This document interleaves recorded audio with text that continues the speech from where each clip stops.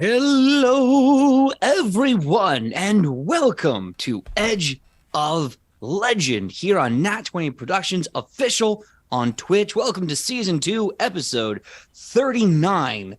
Just chugging through.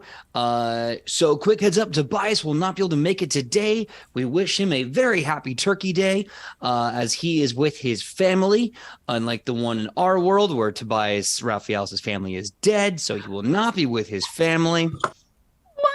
Come at me. Wow. Now, also, Sam should maybe be joining us after the break. They had something come up last minute, so they'll try to meet us after the break. If not, then Sam, either way, we love you. Thank you for trying to make it. We hope to see you again soon. But this will be the episode before Turkey Day, literally. So let us start off by saying hello to your legends, starting with Randy. Please tell us who you are, who you're playing, and what your pronouns are. Howdy, howdy. I'm Randy Alvarenga. I'm playing Lothar Vadnanson, our nice little human druid. And our pronouns are he, him. Excellent. Well, next up, we have Sidney. Sidney, please tell us who you are, who you're playing, and what your pronouns are. Hello, my name is Sidney Rubino. I play Alona, the half-elf cloister cleric. My pronouns are she, her, and I'm rolling these cute little orange dice today. They have little oranges in them, and they're from Tabletop Witchy, which is very cute. They came in this jar, and I wanted to show it off because they're really cute. I'm very excited. Adorable. Tank, I'm very excited. Yeah. Sounds great. Well, next up, we have Kylie. Please tell us who you are, who you're playing, and what your pronouns are. Hello, I'm Kylie, or I go by Kai. It really doesn't matter at this point. I play Shionibus, the Elven Ranger, and we both go by she, her. Excellent. Next up, we got Wes. Wes, please tell us who you are, who you're playing, and what your pronouns are. Hi, everyone. I'm Wes. I play Dragon Targir, the Dustwalker Magus, and we're both he, him. And Nice. He's practically a fire elemental at this point, though. Well, fire goes boom. I can't blame you.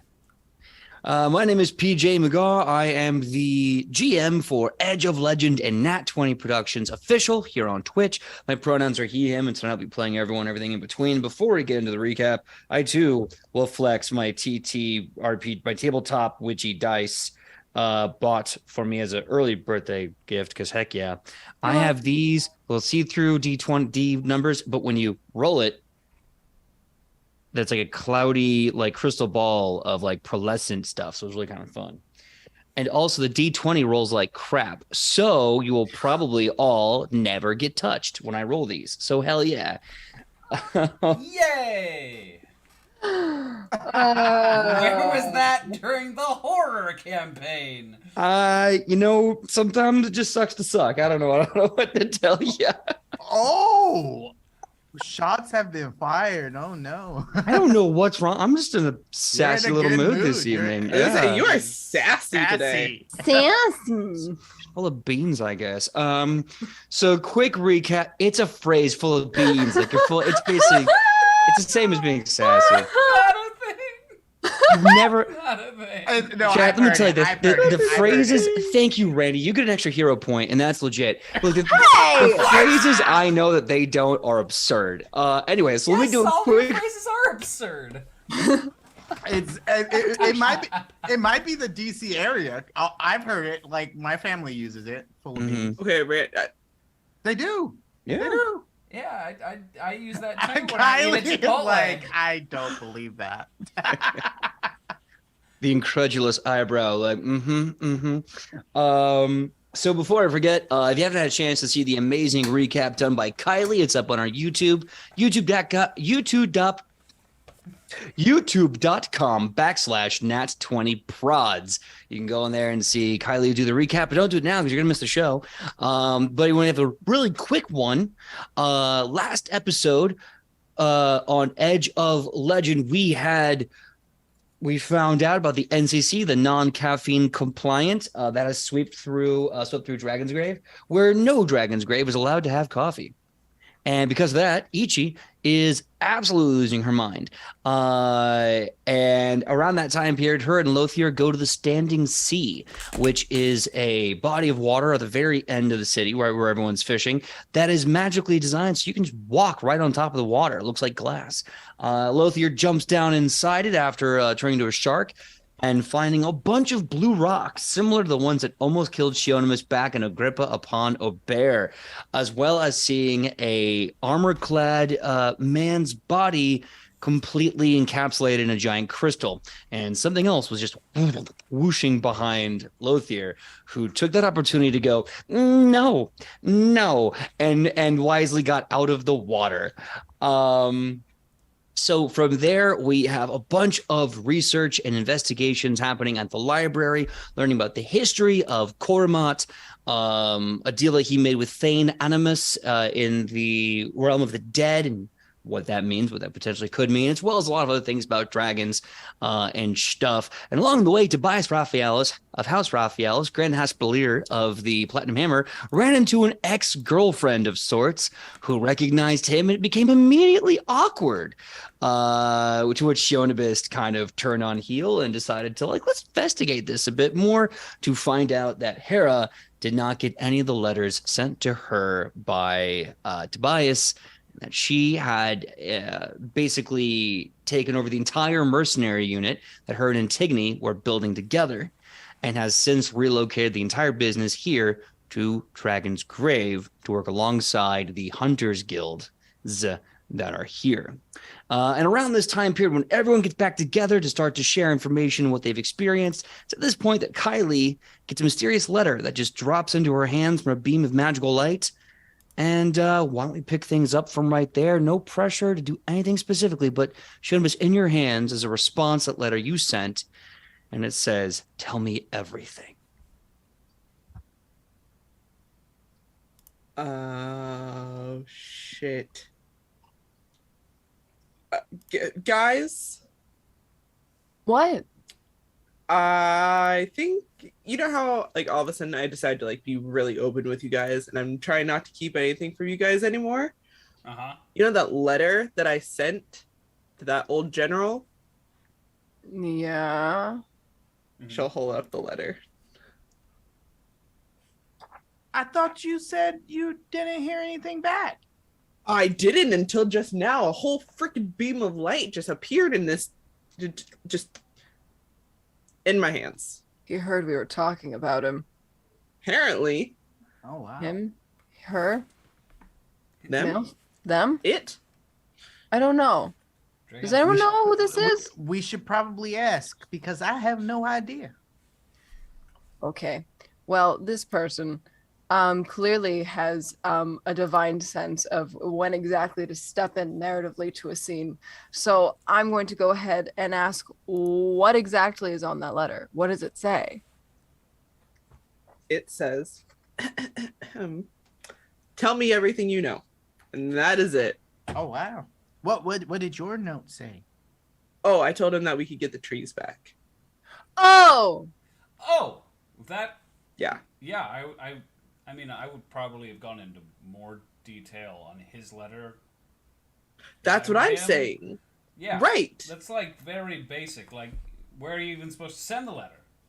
Yeah, kind of vague. Mm-hmm. That's a good point. Is a beam of light supposed to come down and take my letter at the same time? Yeah, I mean, right? Were you supposed to have it prepared, just transfers?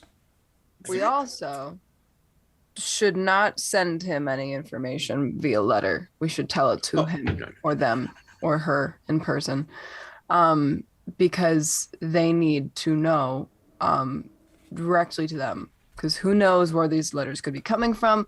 Who knows if we're actually speaking to the actual person. Yep. If that information got into the wrong hands, that could be detrimental. True. Well, PJ, you said Bowen knows this person, right? Or just knows of them? Knows them intimately. Perfect. So, my thought is we can go to the north. Bowen knows them. Oh. And so she can at least bear witness to be like, yes, this is them. and we can meet Oof. there. We could, but oh my God, the I north. really don't want to go to the north. We That's a just that's a got long here. We travel. also are supposed to go to like the death realm or whatever.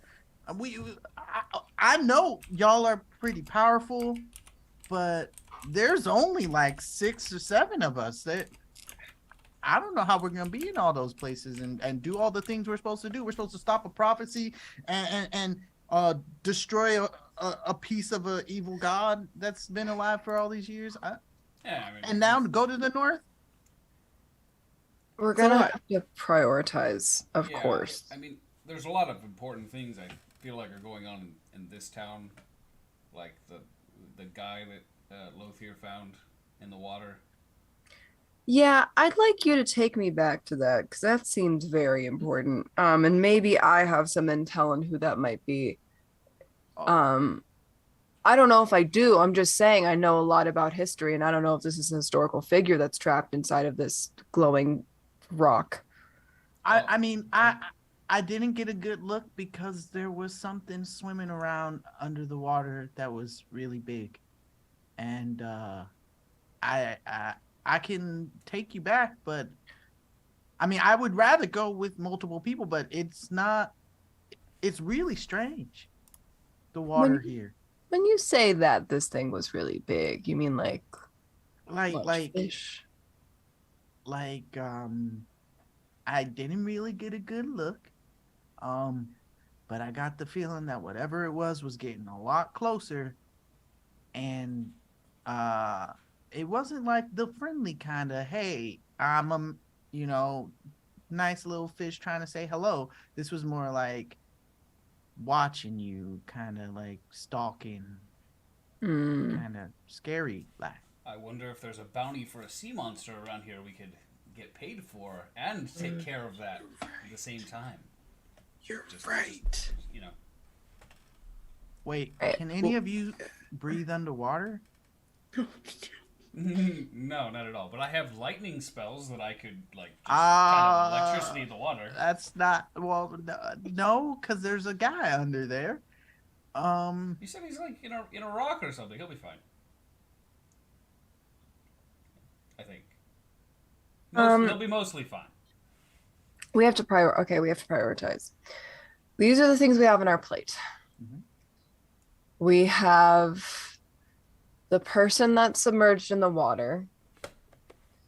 We have Valaine Tarsian trying to get us to tell them about the trees, which would be very helpful if they trust us enough to talk about their experience during the Eighth Circle prophecy, since we know that they worked with these mechanisms that the elves had in order to take down gods. That's very helpful. We also have the other point that Dragon brought up is that there's a massive weapon at the bottom of the ocean. I don't think we're going to be able to get that to it just yet, but it's very important. And we also have the fact that Cormat made a pact with Thane Animus, and his soul is now in the realm of the dead, attached to the soul well. And if his soul is still connected to the soul well, Cormat can never die. And so the cycle will just continue and we'll lose Tobias. So we team up with Hemasa and kill them, and then no more regenerating dragon. I don't think it's possible to kill Thane Animus. I'm not going to lie. Can we separate Koramat's soul from the soul well? I think would probably be a more feasible option. I just don't know how to do that. Well, what if we get the god-killing weapon and then destroy the soul well?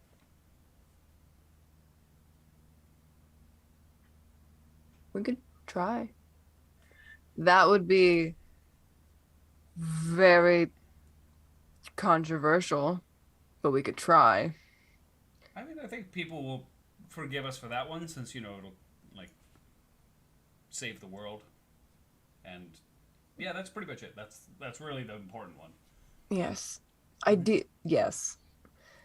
Yes. All the necromancers will be mad, but that's fine, I guess. I don't know. I don't really know how I should feel about that. Those guys are assholes anyway. True. Hey, who's the fox person? I believe it's Mitori. Did we get introduced to them already? Or are they just kind of standing here? We did? You Okay. did. Hey, Mitori, how do you get to the realm of the dead? You die. Besides that, Oh. Oh, you mean while alive? yes. Oh, well, there's two ways. One is kind of dangerous and quick, and the other one is very dangerous and long. I suppose. I guess the question is, which one do you prefer? I mean, Why don't you give us both and we'll find out? Well, the simple one that's also the longest and most dangerous one is you would have to go through the realm of shadows and mirrors. Eventually, you'll find the portal that they guard that leads to the world of the dead. But that's dangerous because everything here exists so as, if not differently, than in the world of shadow. What you may know to be a friend may be an enemy. What you may know to be a divine creature may be maligned. And you'd have to go through the entire world to find the portal. The second way to do it, shorter way, the less dangerous way. I want to say we left an artifact somewhere in a deep dungeon, and if you can find it, it's one of the many anchors to the dead realm, to the plane of death. If you can find that and do a right ritual, you can just go there directly. Dragon's gonna lean in to Gianibus. Dungeons normally have treasure. You don't think this one, like, I mean, It's got a crazy, like, god artifact that takes you to the realm of the dead. I'm sure that it has a lot of other stuff, too. How does one just leave an artifact that transports you to the realm of the dead in a random dungeon somewhere? It's been thousands of years. They don't always stay on the shelf. Sometimes they get lost in transit. Sometimes someone steals something from you. You have to understand, I'm not here all the time. That's a recent development. And you left this very important thing in a dungeon somewhere. How did that go over? There's not exactly a mailing letter of my reviews. I'm stuck in a mausoleum making sure the bones of Kormat and his son Prodidamat don't rise from the dead and become immortal liches. So it went very bad. Everything's going bad. She gestures around. Everything's going bad. It's a fair point, but also, can't we just incinerate the bones so that that's not even a possibility anymore? Really difficult to incinerate the bones of gods. We're lucky we even got that far. Fine. You can, like, Dragon slowly turns toward toward Alona's bag. Oh no! It's funny you said the word incinerate. I'm just gonna throw this fireball into the mausoleum. Into a mausoleum? What mausoleum? Domestic terrorist Dragon. So Look, you guys talked him out of blowing up the Holy Order of Assassins. And so now the dead bones of a god. Yeah, why not? You know, listen, that's a small step down, right? All right. everyone's well, already dead in there, I guess. I do have a question. How hard is it to get to the realm of mirrors and shadows? Because if that is just as difficult as trying to get through to the death realm, we might as well do the other option. Well, getting to that realm of shadows and mirrors and shadows, not as hard. You could do an easy ritual with any reflective surface. A mirror, a pond, and then after that, you can use the ritual to just jump right through. But dungeon. Wait. What if we... He looks at everyone. So there's that guy at the bottom of the ocean, right? Mm-hmm. The ocean's kind of reflecty, right? Wait. They said that it would turn the reflective surface into a portal. You want to turn the surface of the entire ocean into a portal into the realm of mirrors and shadows? Okay, got it. Bad idea. Look, I know I'm the kind of king of bad ideas of this group, but that sounds like way worse than anything I've come up with. That's fair. Oh, except I'm not trying to. Well, I guess I was almost about to destroy everything. See, you're rubbing off on me in just the right ways, it sounds like. And likewise, apparently, because I just thought about that for a second, was like, oh no. PJ, what do people know about the realm of shadows and mirrors? Is it like a talked about thing? Is it something that not a lot of people know about? It's not forbidden knowledge, but it's not focused knowledge. There's not a lot of people that would specialize it. Obviously, you go to big enclaves of collective knowledge, you'll learn a little bit about it. But yeah, it's where fletchlings come from. And they try to keep their presence here on the down low as much as possible. They don't want to run into their shadow copy and have a problem. Or I guess their non-shadow copy and have a problem. So yeah. Okay. Mittori, whereabouts is this dungeon that you left this thing in? I didn't just leave to it. weigh all of our options. What? I didn't leave it. I just know that it was lost. Okay. Do you know where it is? I vote for dungeon. She looks up in the sky, hands searching. I don't know. I can beseech one of the other guardians to find out where it is. That would be very nice of you, Mittori. That'd be really nice. Thank you. Please. Of course. Of course, this may take some time, though. I'm just going to go skedaddle off and go do that. Wait, while she's doing that, would you mind if I head into the library? I think there might be a way all of us can breathe underwater. I just have to look into it a little bit. You can turn us all into sharks? Maybe not turn us into sharks. More like all of us would be able to breathe underwater. And then he runs into the library. I'm following Loth here. Okay. All right. Cool as hell. Yeah. I this is Randy the player realizing that, oh yeah, I can change my spells after every long rest. Lothar doesn't know how to do that spell, but he can learn. Dragon is gonna take out the feather. Oh. Do we have a fast way? He's like contemplating, like contacting Kel right now. You should. To figure out the Hemasa connection and see if he could. Okay, so he's gonna pull it out and I'm like, all right, Kel. I think I'm ready to let you rest.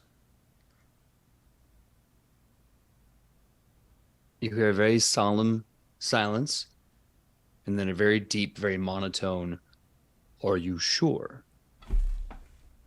How? Wait, is he here physically, or like is it through the feather? It's through the feather. Oh, okay. He's like, oh, all right. I've got one condition though. Okay. Name it. I need an audience for my companions and I with Hemasa.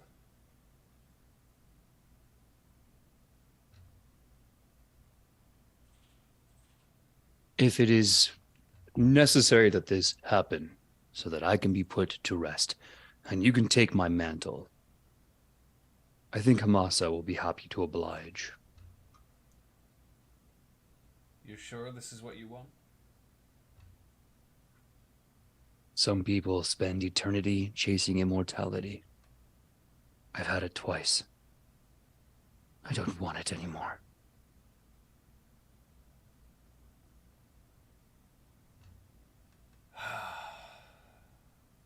Then we have a deal. Good. Good. Tell your priestess friend that once I go to sleep, I can't stop her from drowning. He's like, Dragon's like, I'm assuming that she's going to know what that means. As a safe assumption, yes. All right. All right. Whenever you are ready to come to the bed-yard and find Hemasa at her respite, grab everyone you can, grab the feather. I will pull you to the yard. Thank you, Kel. Thank you, Dragon. And he's going to put the feather away. Oh, boy. And then he's going to walk inside of the library. So none of us saw that. Or did anyone see that? I mean, the other Dustwalker might have been there, and Gianibus might have been there as well, but yeah. So, but the other Dustwalker probably overheard that conversation. Mm. You definitely notice Matori is like her fox ears, her kitsune fox ears are like perking when you have this conversation in the feather, and there's almost a moment, a solemn moment, blink and you miss it, like a little tear starts to run down her fur, a tear of joy and sorrow. Does Dragon notice this? Yeah. Are you all right?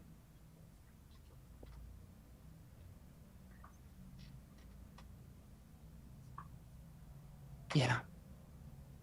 It's always hard when a friend finally gets to retire. It's joyous and painful in equal measure. You knew Kel. Of course. I've known all the Guardians since my time as one. You were a Guardian as well. Mm-hmm. Can I ask what I'm in for? Whatever you want. Peace, combat, glory, knowledge, eternity, loneliness, togetherness. You have all the time in the world now. You may have too much time. Who knows? Well, right now I'm mostly concerned about saving the lives of the people I care about, so we'll start there. When you have eternity to take steps, every step is the right step.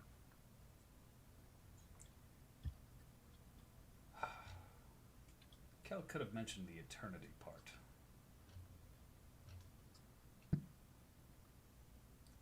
All right.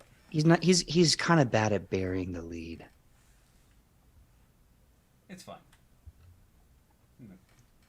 My friends are pretty tough, so who knows? They might come back as Duskwalkers too.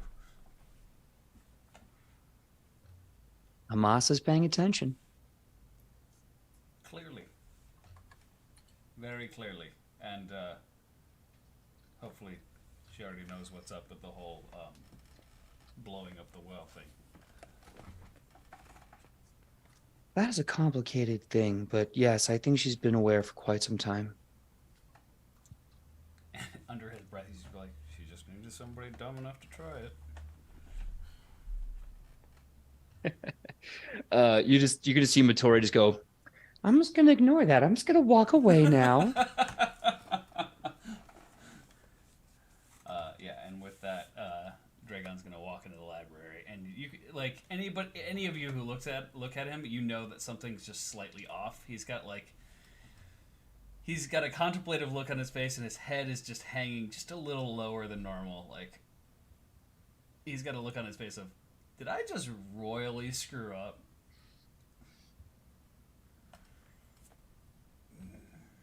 Gianibus will walk over and like put a hand on his shoulder, like, "Hey, you good?" Yeah, I just may have either done a really, really smart thing or the dumbest thing I've done yet. I mean, we all have those moments. Uh-huh. Yeah, and what if you have to worry about that moment for the rest of eternity, and he's just going to like take a big swig of his canteen. Oh, so it's one of those moments. Mm-hmm. Got it. Well, let me tell you a little story. Before we get into all of this, a couple months back, I had made a deal, and I thought I was winning. Foolishly, I thought I was going to win. Did not. Okay, I was told I only had 2-3 months before I lost my eyes. Just completely, just lost them. You know, as a ranger, that's kind of a big deal. A little important. Right.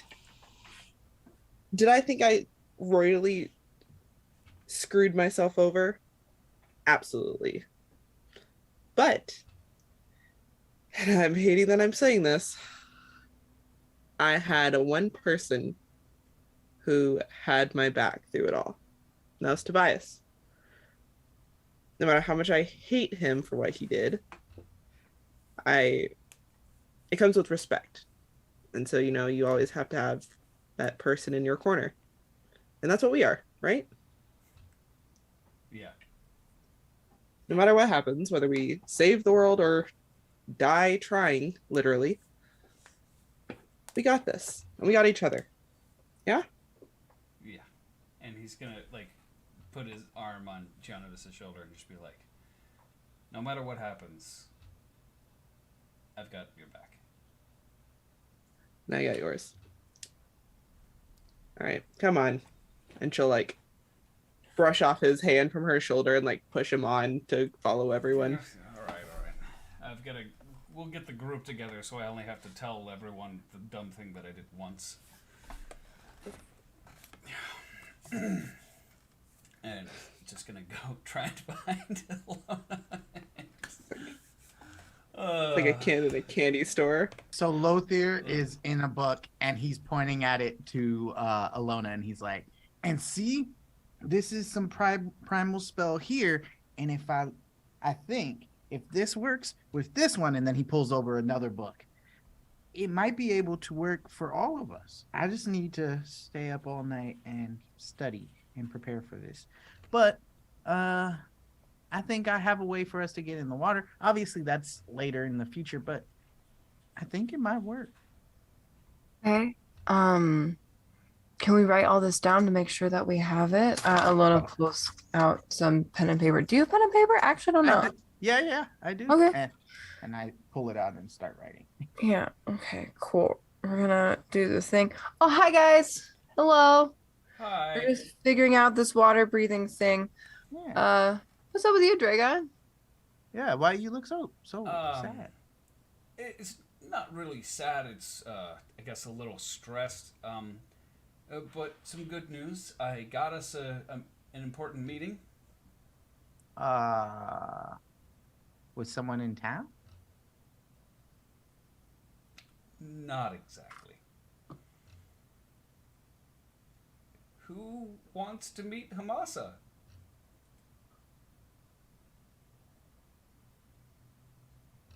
You mean? You mean? Well, how do you mean? Like the two ways that we were told to get there, or? No, I accepted kind of a new part-time job as one of Hemasa's guardians, and that was how I got them to agree to let us meet Hemasa. What does that mean? Like you don't gotta like leave or anything, right? No, I'm still gonna be working with you guys. I just may have to take some side quests to like, you know, kill a demon or something. Look, I mean, and he's like, Giannis already does that, you know. Right. So really just for a little bit, right? Like maybe just a couple missions here and there, kind of thing, right? For like maybe the next couple days or whatever. There's not really a time limit thing. I just found out that it's kind of a all eternity sort of side job. Dragon. Look, we needed to speak with Hemasa. This was the way I knew how to do it. And I know that I can sometimes cause problems for the group in certain ways, but I just want this to work. You don't cause us problems. And he's gonna like smile in the corner of his mouth. I mean, sometimes. We're friends here. You can be honest. I mean, I kind of started blowing up half a city because they took one of our friends. That was a pretty evil city. Yeah, that city sucks. I'd like to actually go back once I get a little more rest, and I'm just gonna like pretty much prepare as many fireballs as I possibly can. If that is something that you want to do for the rest of eternity, Dragon, I mean, we can't, it's up to you. But You also don't have to do that for us. I like if only if it like. Do you even know what it entails? Not exactly. It was mostly Kel just said hunting monsters and things, and then I found out later about the whole all eternity thing. That was a very recent discovery, as in like 3 minutes ago. But that's fine. Shanabus, you practically live forever too, right? I mean 1,000 years seems like an eternity to me. Huh. When I did that little pep talk to you, I didn't know this what it was about. Yeah, well, that's why I wanted to do the explanation just the one time with the group. So I can get all the judging looks out at once, and I don't have to focus on one person individually multiple times. It's not judging, Dragon. I care about you, and I just want to make sure that you don't feel like you have to do this stuff for us. We're a team, and I know, but realistically, I was already leaning toward it. Even that was before I found out about the eternity thing. But at the same time, it does help us out. And realistically, if we don't save the world, and he kind of looks around at the group, and I don't really know if I'd want to be a part of a world without you guys in it anyway. So I'm gonna use every option I can. And you see him like turn away from everybody and kind of like wipe his eye.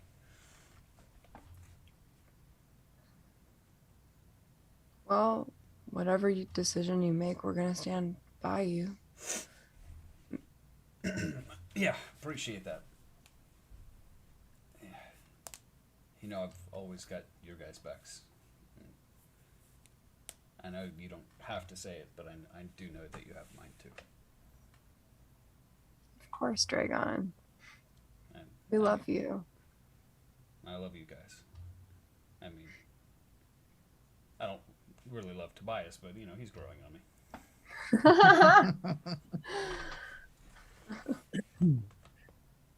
me.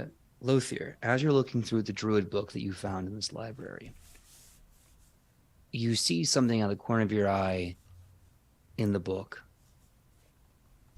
Specifically, it says lost chapters, lost circles.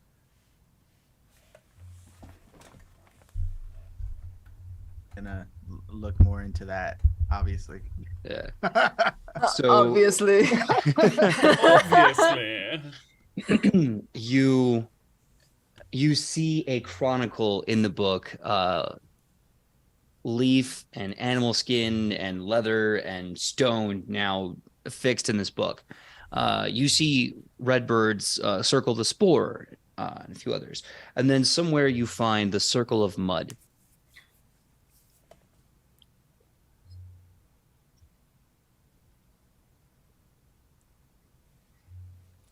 I think it might be muted.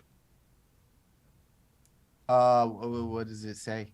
Oh, it goes on a long unofficial history talking about how this local circle tried to save a country, save a city and a world from starvation and hunger.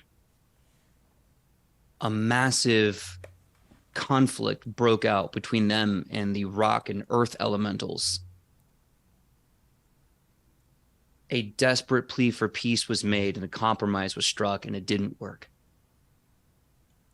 And with all other things exhausted, the mud circles gave up. They realized their one true goal could not be achieved, except for one druid. One very powerful, very old druid that most records say vanished one day, turned into a puddle of mud and gone.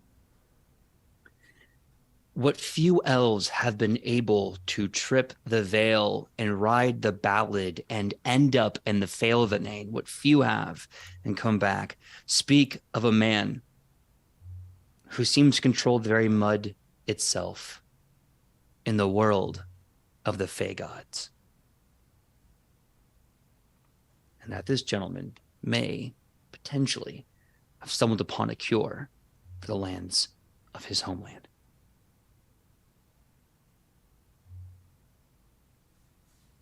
Holy potatoes. What? Oh my gosh. What? It sounds like there's information about the Order of the Mud Druids in here. Really? I just thought this was going to be about spells, but it's much more than that. That's amazing. Is there anything about that guy that the woman in the trenches told you about? I think this is the same person. It's saying something about a druid from what I assume to be Brack going into the Fate realm and having a cure for the land.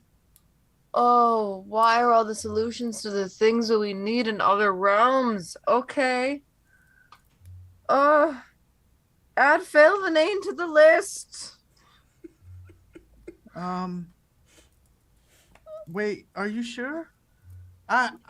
This is my job. I need to do this. And you're gonna go off into the Faelvanane alone? Yeah.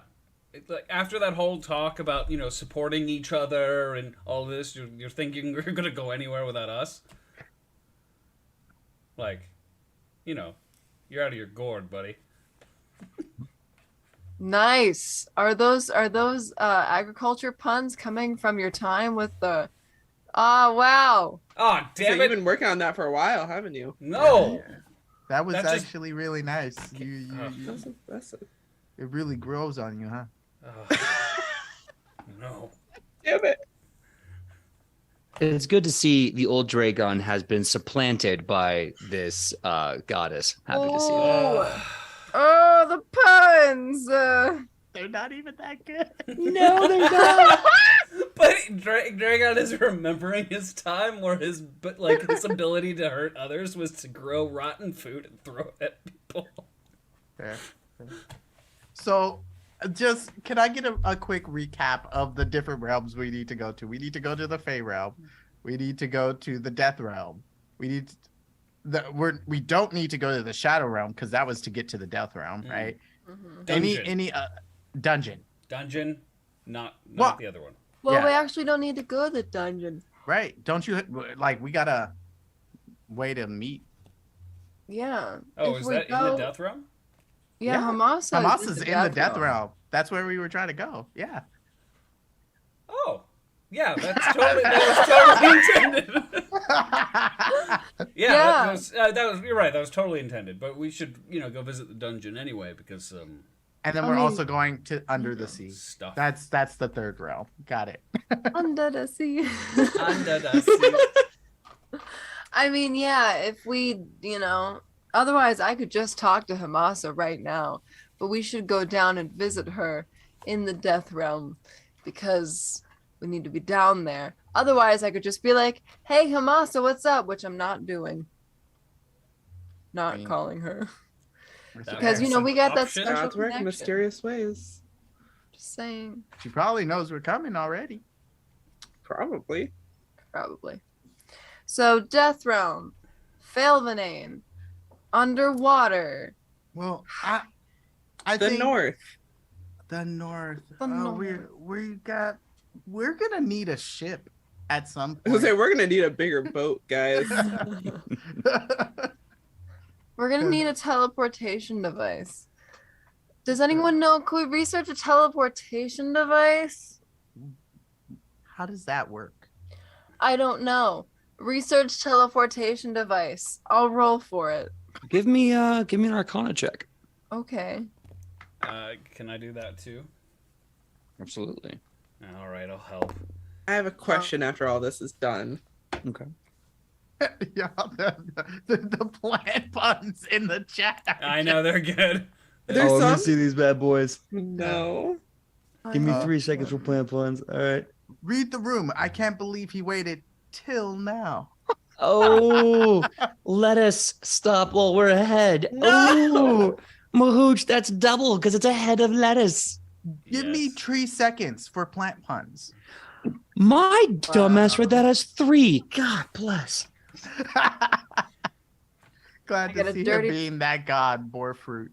Y'all, we really need to stop. These are getting Yeah. rotten. Wow! Yeah, baby. I love everyone. Everyone in chat, everyone here. Love you all. 25 Arcana. 25 Arcana. Yep. Dirty 20 Arcana. Okay, 20 Arcana. So, a bunch of things come to mind as you're researching. So I'm just going to kind of give you a good 1, 2, 3. Number one, you recall sometime earlier in this season when you met Tanim for the first time, and I think sometime since then he told you about a divination ritual where if you had something that belonged to the person you wish to contact, find, etc., you could do a ritual with that anchor and possibly talk to them remotely. And there may be some levels higher than that for other things. Number two, you know that if anyone is close as far as tech-wise is concerned, New Jack City is probably the people to invent the teleporter. It probably won't be safe, and it probably won't be for a little while, but they can definitely make that happen. Number three, the magical academy that hovers deep out to the middle of the ocean. The one that Isix founded as their apology for making New Jack City happen. If there is anyone that can magically create a teleportation device, ritual, rune, it's probably the one place in the world that has accumulated all magical theory and execution. It's just hovering a couple of 1,000 feet above seawater. That's the only trick. Okay, quick question. Have y'all been there before? Because No. those were some strong eye rolls. Okay, great. So you haven't been there. I want to go to Harry Potter College. I'm just gonna add that in there. Flying Harry Potter College. No, my eye roll was because great. In order to get to the thing, we gotta go to the Harry Potter College, then we gotta go to the bottom of the ocean, then we gotta go to the north. And That's fair. That's fair. then... There's more. Look, if you're gonna get the I win instant transmission button, I'm not just gonna like hand that to you with a side of French fries and a Coke. You're gonna have to get it. But I've also I French know. fries. as well. Lame. Yeah, they sound good, but Yeah, I'm about to Uber Eats something. yup. When we go to our 10-minute break, that'll be when everyone's like, "Cool, I have 7 minutes to put in my order." Yeah. All right. All right. So, what do you guys want to do first? I mean, obviously Question. Hemasa, that's what I thought, but Phrasing. yes. PJ, Yes. what do I need to roll to know if Isawo has a place here? Society check. Bring it the Yes. fuck on. Let's fucking go. Please, can I assist her, please? Of course. No, My society's good. I don't assist her. I'm gonna use my hero point just in case. Don't I assist. feel like it could be better.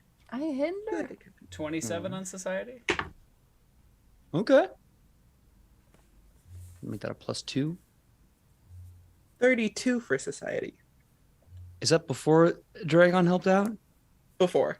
Okay, that's a 34. Damn. Okay. Y'all level 8, so that's a crit. Okay. As you mentally file through, the walk around the city that you've done, and again, this is a big stone circle maze that you take one of those little marbles around.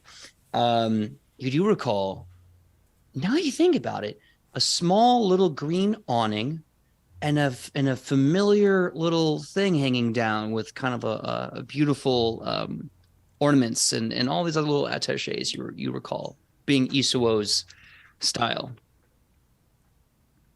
Shit. Alona, What?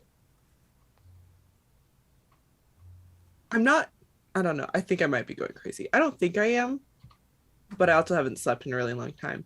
I think Isuo might be here. And if they are, they have a teleportation circle, don't they? Immediately, Alona goes, we need to find him right now. We also have to ask him about the Astrogenicon. I can't believe I didn't even think about the fact that he might have a house here. Of course he does. He sees literally everything. Why wouldn't he have a house here? Oh my god. Have you two met Isuo before? Never even heard the name. Me either. No, I've heard the name, but yeah, no idea. They are fantastic. Don't eat anything the daughter gives you. What? Just Don't- hear me out. Just don't eat Don't. it. Wait. Just don't eat it. like She will turn you into a science experiment. Do not. I'm gonna tell you this now. Okay, I'm going to trust you, but just know that in my culture, it's very rude to turn down food offered to you as a guest. Just not from the kid. You can take the food, just not from the kid. Okay. okay. It's a child? Like, Yeah. child. Okay. I was Yeah, thinking- we'll explain on the way. All right. Yeah. We gotta find Isuo. Let's go. All right. After some walking around this maze-like city, you eventually find this charming green awning, small little picket fence with a lot of decorations all over, but the one prominent one dangling down, the multicolored item from Tezuku. What's my mouth, my brain today? And you see a familiar door, a door that exists in almost every city. I love it. I love them so much. I'm gonna knock on the door. There's a bit of a couple seconds. You hear what sounds like a key latch being turned and locked and unlocked, and all of a sudden the door opens up, and standing before you is Isuo in their usual. Let me give you a photo because I know for some folks this is the first time they're meeting them. They're fantastic. They can see everything all at once. They're like the most beautiful, omniscient person. They're lovely. That's my favorite adjective. Omniscious. Omniscient. Yes, they know everything. No, For a while, omniscious we thought they might be is the evil best. because they were so ominous, though. I mean, yeah, that's fair.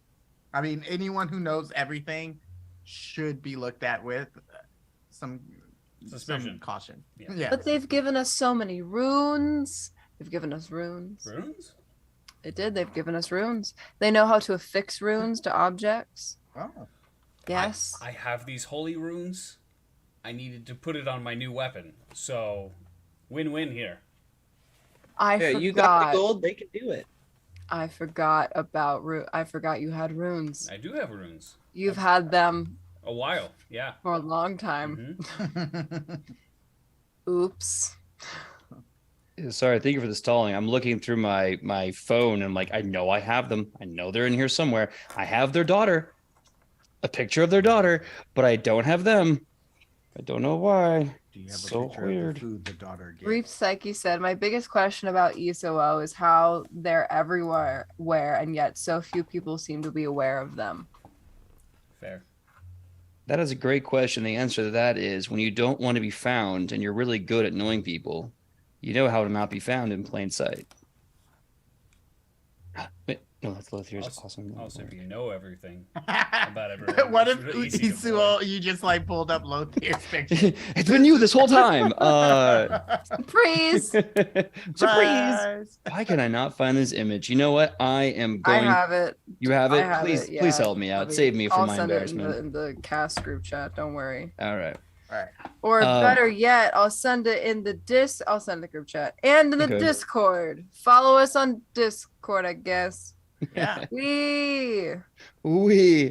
So a tall, masculine presenting Manatsuzuku with hair pulled back in long dreads, kind of getting that nice silvery, silver white coloring to him, wearing very relaxed clothing, opens and greets you with a warm smile and a fresh cup of tea.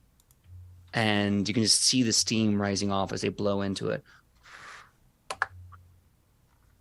Well, it's been a while. Hello. Welcome It's to my been house. So long. When was the last time we saw you? They laugh. I think the last time that I saw you was at the War of the Five Nations when I had to tap into the Ori just a little bit.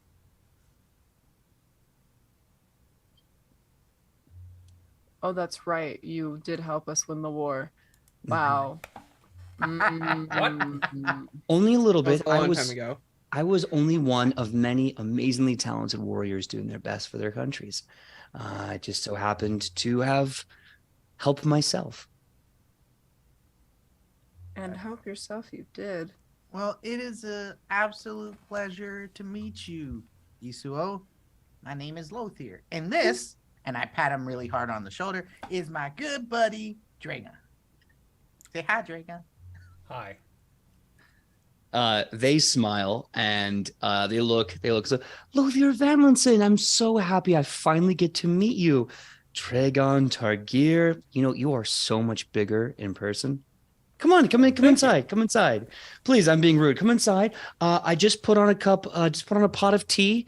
I knew you were coming. I hope you like jasmine mint. If not, let me know. I can put one on, something else on right away. I definitely didn't say the last names. I whispered to Dragon. Yeah, I think that's the whole part of the omniscience thing. Yep. Yeah. Yep. Mm-hmm. They're over there going, mm-hmm. You enter this really relaxing, beautiful home, huge living room with many different furniture from all over the world, couches, beanbag chairs, pile of pillows, anything that you could possibly imagine or have seen somewhere in this world exists in this house to some degree, not to mention an immaculate kitchen, and there's incense burning that has just the right amount of scent, but not so much that it aggravates. There's some music coming out of this device, definitely from New Jack City. It's definitely a more mellow form of jazz with some rhythmic vocals kind of backing it up as you see them pour another really big cup of tea for everyone, and they sit down right by the music and just kind of sips the tea. It's a pleasure to see you. It's been almost a year at this point. And I know you come when you need things, and I don't mind that. I like to help people. So what can I do for you all today? So, first off, Dragon is looking at the beanbag chair on the ground like, what the hell are you? And he kind of like kicks a little bit and then looks around and then plops down. Just, oh, that's nice. Yeah, that's comfy. And he like, has a smile on his face. He's like, I gotta get one. You know, when we're not traveling all over the world trying to save it from drowning and stuff. Yeah. As you get comfortable, you see this golden door, the only other door besides the front door to leave. and it swings wide open, and coming in like a hurricane, slamming the door behind her, you see a young girl with big goggles, hair braided in many directions, a big gap-toothed smile as she is getting the burn singe off of her basically her mad scientist coat. And she comes in with these bottles and she says, "Hi, how's it going? My name's Marinle Logurunun. You say the whole thing because that's my name. Anyway, drink this. It's for science."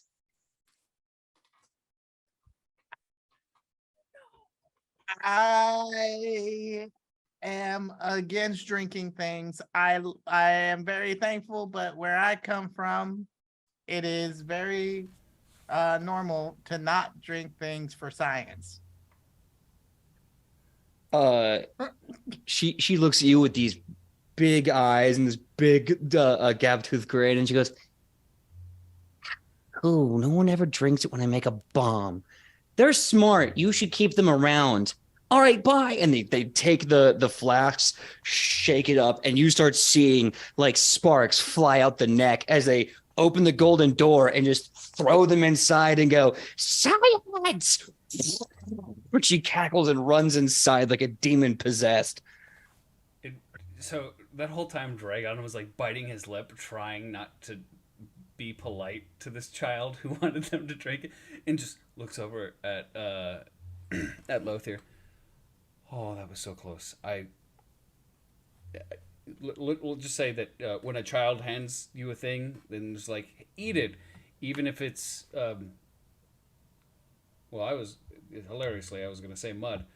You eat it to be nice to the child. Yeah, no. I've learned my lesson. And I look over at Chionabis. Thank you so much. Mm-hmm. She'll raise up her cup of tea that she took from Isuo. That's what I'm here for. Isuo chuckles as they continue to sip their tea. That is my daughter. She is very rambunctious, and I'm very proud of her. You know, she's about to get the title of Ka from her goblin teacher. Kahorba Bubble Boil? Yeah, Bubble Boil's about to give her the title of Ka. She'll be the youngest human Ka ever. The only human Ka ever. It's going to be amazing. What an achievement. Yes, wow. Very proud of her. That's amazing. I don't know what that means, but it sounds really prestigious. Yeah, I'm curious about that too. Well, long story short, the goblins have a sort of, I guess you could say, invention/religion called science. And when you have reached the pinnacle of it, you become a Ka. It's like a head priest or doctor or both. Wait, Yusuf, say that again. About what? Which one specifically? Say science again. Science. It's listen, if they come to me and say this is how this is pronounced, who am I to say they're wrong? You know everything. I only know the human spirit. The human spirit's to mess with people. I love you so much. Oh, well, thank you. I love you too. You're so nice. You look like you've gotten stronger. Have you been doing your push-ups? I did. Look at this. Look at this. This is not the young little girl that I met a year ago. You're practically a warrior already. A warrior queen. What happens when you date a wrestler? So it finally happened. No, it didn't. You know that. You know that. You know everything. So you know. Hey. I look knowingly at Isuo. They look knowingly at you with kind of like their tea, like, mm-hmm, and they just sip that tea.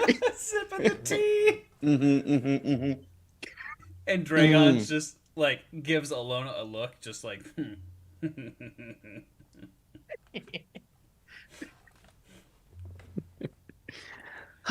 Well, this has been lovely, and I would love to talk more over tea. And if you wish to, I could get some. I could step out for some bum boys or anything else. But what would you like before we get to that? Oh my God! Wait, Isobo. Mm. Do you have coffee? Oh, I do. You rapscallion, you. Let them come find me.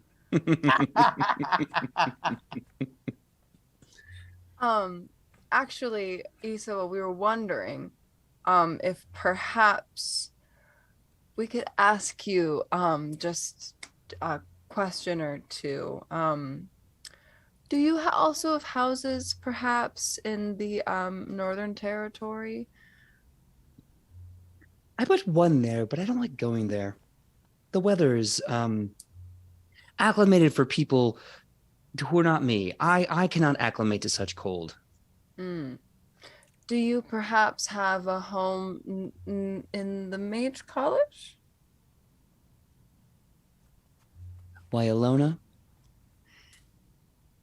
Why do you assume I don't have an office at the Mage College? What do you teach? What do you teach in the Mage College? Everything. Do you run the Mage College? No. I know that I'm a very talented person, but I also recognize the talent in everyone else. There's people that can do that for me. No, I mostly fill in where it's needed. You're a sub at the Mage College? Oh, every now and then when they need me. So, Isa, what you're saying is that you have a place in the north and you have a place at the Mage College. This is fantastic information for us. Here's the thing. Mm-hmm. You already know what I'm going to ask you, Isobo, because you know everything that's happening. Would you be willing to let us use your abode to go places? Of course. The only thing I ask is for your company, have some tea, and you can leave whenever you need to. You mean the only thing we have to do is hang out with you? That's the easiest thing in the world. Well, my house is everywhere, but aside from my daughter, I don't see a lot of people too often, and it has been a while since we could catch up about the war and everything else. And with two new amazing heroes I have yet to meet. Oh, that's true. You need to fill them in on a lot. They call Well, us you know, it's heroes. actually what? Oh. He's just like elbowing Lothair, like. I heard it's pretty cool. This is pretty cool. I'm a hero. Well, Isoro, we would love to fill you in. You know, it's very interesting. I always wonder, do you just enjoy hearing other people tell their stories since you already know them, or is it's something else for you? I mean, I can read a book, but until someone reads it to me, I only have one voice to read it in. I think it's way more interesting to hear people talk about themselves than just to know it. Besides, what kind of horrible what kind of a horrible host would I be if I made you feel like you weren't welcome here to be yourself? But why us? Why this group of travelers, adventurers, heroes, as you say? But if you don't meet many other people, then why this group? Well, sometimes things happen for a reason. Sometimes inexplicably. Sometimes chaos forces factors to happen. Siege spears being thrown over a tiny coastline city in Adolfon Prime. And heroes rising up to stop them. Sometimes it's good-hearted people. The world is tremendous, but tremendous people are rare. And tremendous still when they take the time to visit you at your home.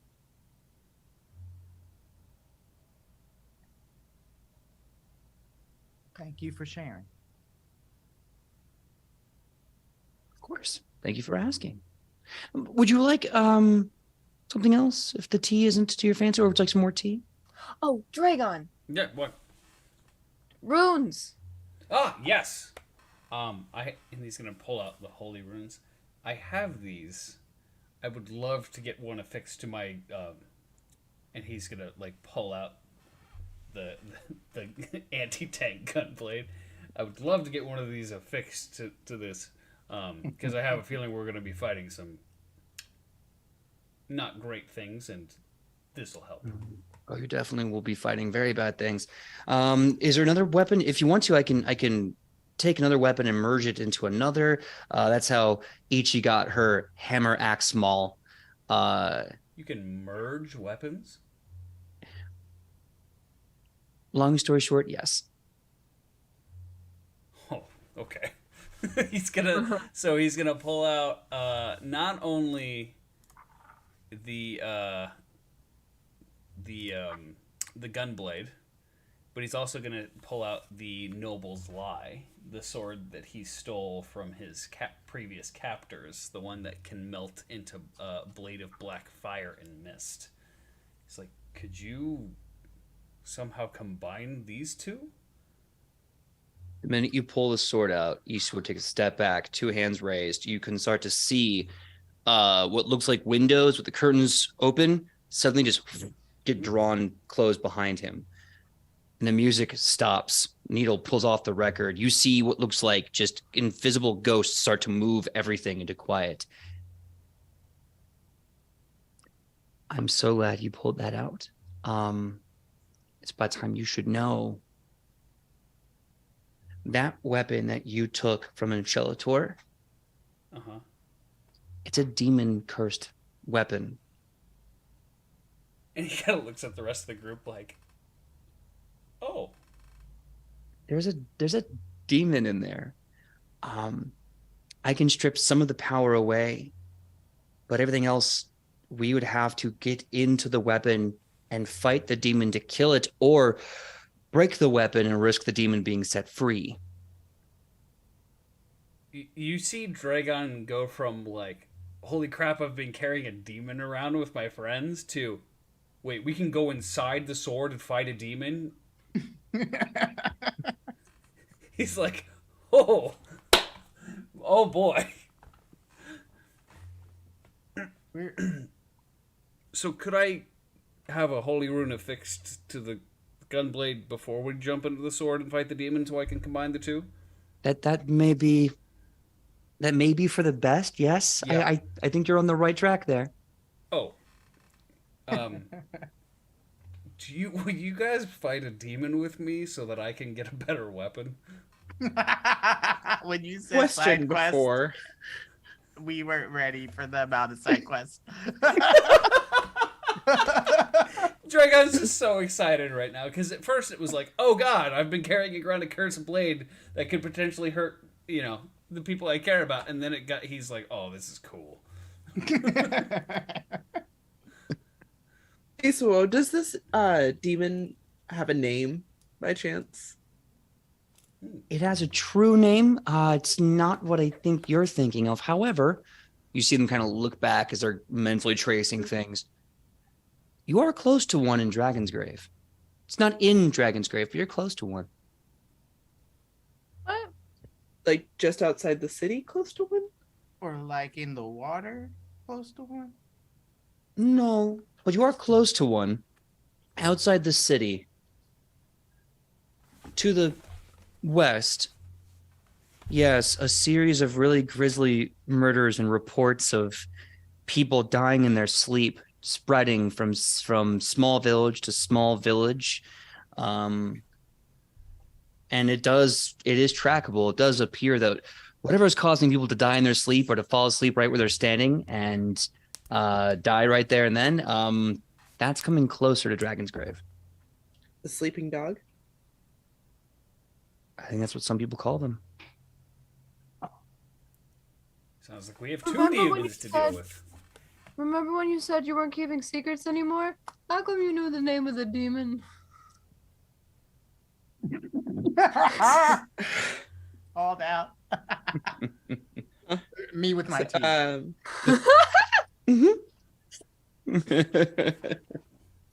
So how do I explain this? Do we have time for me to explain this? I know we have a lot of side quests going on, and so I think we're already here. We're in Side Quest City right now. We've reached this point. It's like in Skyrim, when you go walking into a city, you see a bunch of gold question marks, and you're like, oh, this game is never going to get completed. Here I go. What? I accidentally beat Skyrim. You accidentally beat. Oh my god! I was just walking around. That. I found a cave, and then I went on this long, like 8-hour quest, and I got an Elder Scroll, and was like, I should continue the main campaign, only to figure out that I did. Love that. So, are we going to use the door to hop from place to place? Yeah, but I think first we're killing a demon.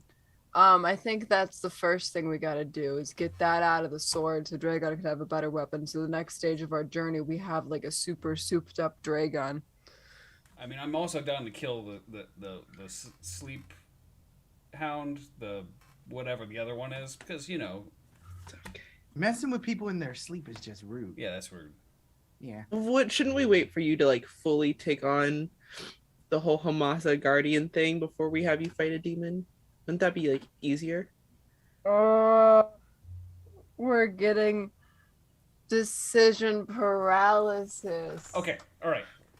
Holy Rune. I have 2. So someone else, you could put it on something as well, Chianobus. Yeah. And then Sword Demon, Sleep Demon, Hemasa. Yes. That sounds we fine. can do that. Sword Demon, Sleep Demon, Hemasa. That's the name of the episode. We can also do Sword Demon, Hemasa, then Sleep Demon if you want. No, let's kill the demon first. I do. This is just the player saying this. Hemasa leads to literally main plot. I do want to make. Like the video games are like, sure wait, is this the right way to go? I don't want to go that way yet. I just want to make sure that we're on board there. I'm totally down. I'm just saying. Yes. Let's fight a demon so Dragon can get a better weapon so we can kill the sleep demon that's murdering people, and then we go to Hemasa. And we're like, hey, look at all this work we've done. We've prevented people from coming to your realm. We took like stuff off of your plate. You want to do us a favor? Yeah, we're helping. We're Most already of us helping. a solid dog. Before Dragon even has taken the position of the thing. Yeah, see? Well, I feel like it might be easier because having to kill a demon, y'all, that first time was rough. I know.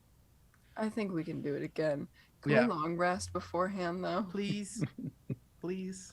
Can we long rest? Absolutely. Now, just this is the GM asking for clarification.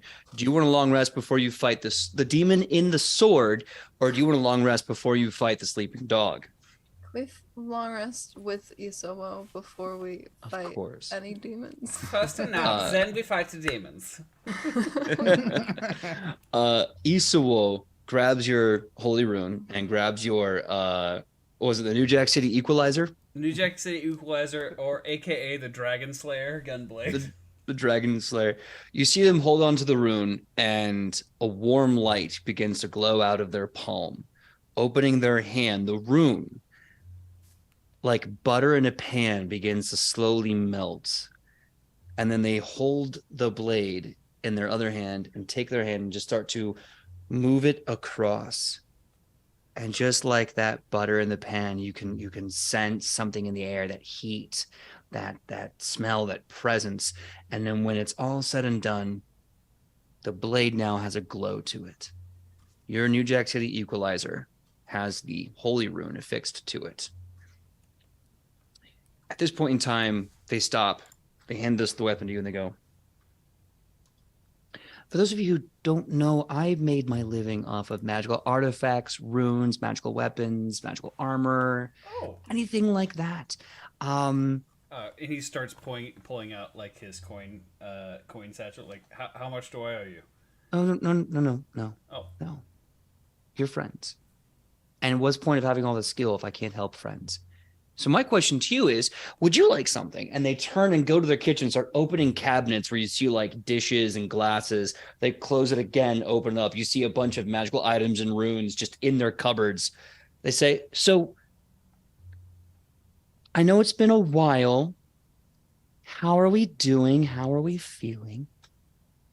Do you have a rune that makes me punch real good? Depends. Okay. Do you already have a rune in your hand wraps? Yes. Hmm. It's a rune that makes me not kill people. Oh. Okay. I love Well, I think that. I can help you, sort of. Yeah, hold on one second. Dragon is like processing all the times where she's seen Alona kill something. Like, Hey, she got the final blow on the big bad in season that's 1. what I mean. Yeah. I was using magic that doesn't have a no kill rune on it. Well, so here's what we're gonna do in the interest of time. We're gonna go on our 10-minute break. When we come back, we're going to kind of fast forward through some of the shopping and go from there. So we'll see you in about 10 minutes, about 9:36, 9:37. See you then, everybody. Hello, everyone. Thank you for that brief break. We did a little bit of shopping in the green room during our break. Everyone now has a +2 greater striking rune in your weapons. So it's now +2 to hit and 2 more additional damage die. So if you have a bow that does like a D8, it's now doing 3d8. So it's going to be good. And everyone's armor, of course, has been bumped up as well to a +2 resilient armor of your choice. But also, oh yes, Randy. This sounds like it's really good, right? Until we realize that PJ's doing this for a reason. I don't know what you're talking about. Yeah, okay. I'm just setting my expectations. Yeah, look, you're having a long rest. Okay, the game is auto saving. You're getting it's fine. It's fine. It's fine. I need my spells back, so thank you for the reminder. Of course. Thank you. And I believe there was some talk about runes. I know almost called Dragon Lothier. I know Dragon has 2 holy runes. One has been put into his weapon, which means there's 1 holy rune left if someone wants to have that in theirs. Anyone want a holy rune? Takers. It kills demons. So I mean, Yeah, go against demons. I don't have another weapon other than my sword, other than my bow. Your bow already has one, I'm guessing. My bow already has like 2 runes in it. Oh, all right. Like, fancy. How many? yeah, I'm chalked up with runes. Yeah. Yeah, how many runes are we allowed to have each? I was just about to answer that. Great question. You are allowed to have as many number of runes as the plus of your weapon. So +1, 1 rune. +2, 2 runes. +3, 3 runes. Wait, are you saying I can put 2 holy runes on the damn thing? Do it. Unfortunately, Do they it. don't stack. They Okay, don't okay. stack. That's fair. That's completely fair. I gotta find some more. Yeah. More runes. So, Yes. so we have the greater striking rune, and then I have a rune that's like I don't kill people, so I'm done, right? Because it's only a +2. Yes, that's right. Because you have the you have the pacifist's rune, which makes it so that when you hit them, it sets off an alert in their head, or else they get negatives. The weapon itself naturally makes it so that all damage is non-lethal.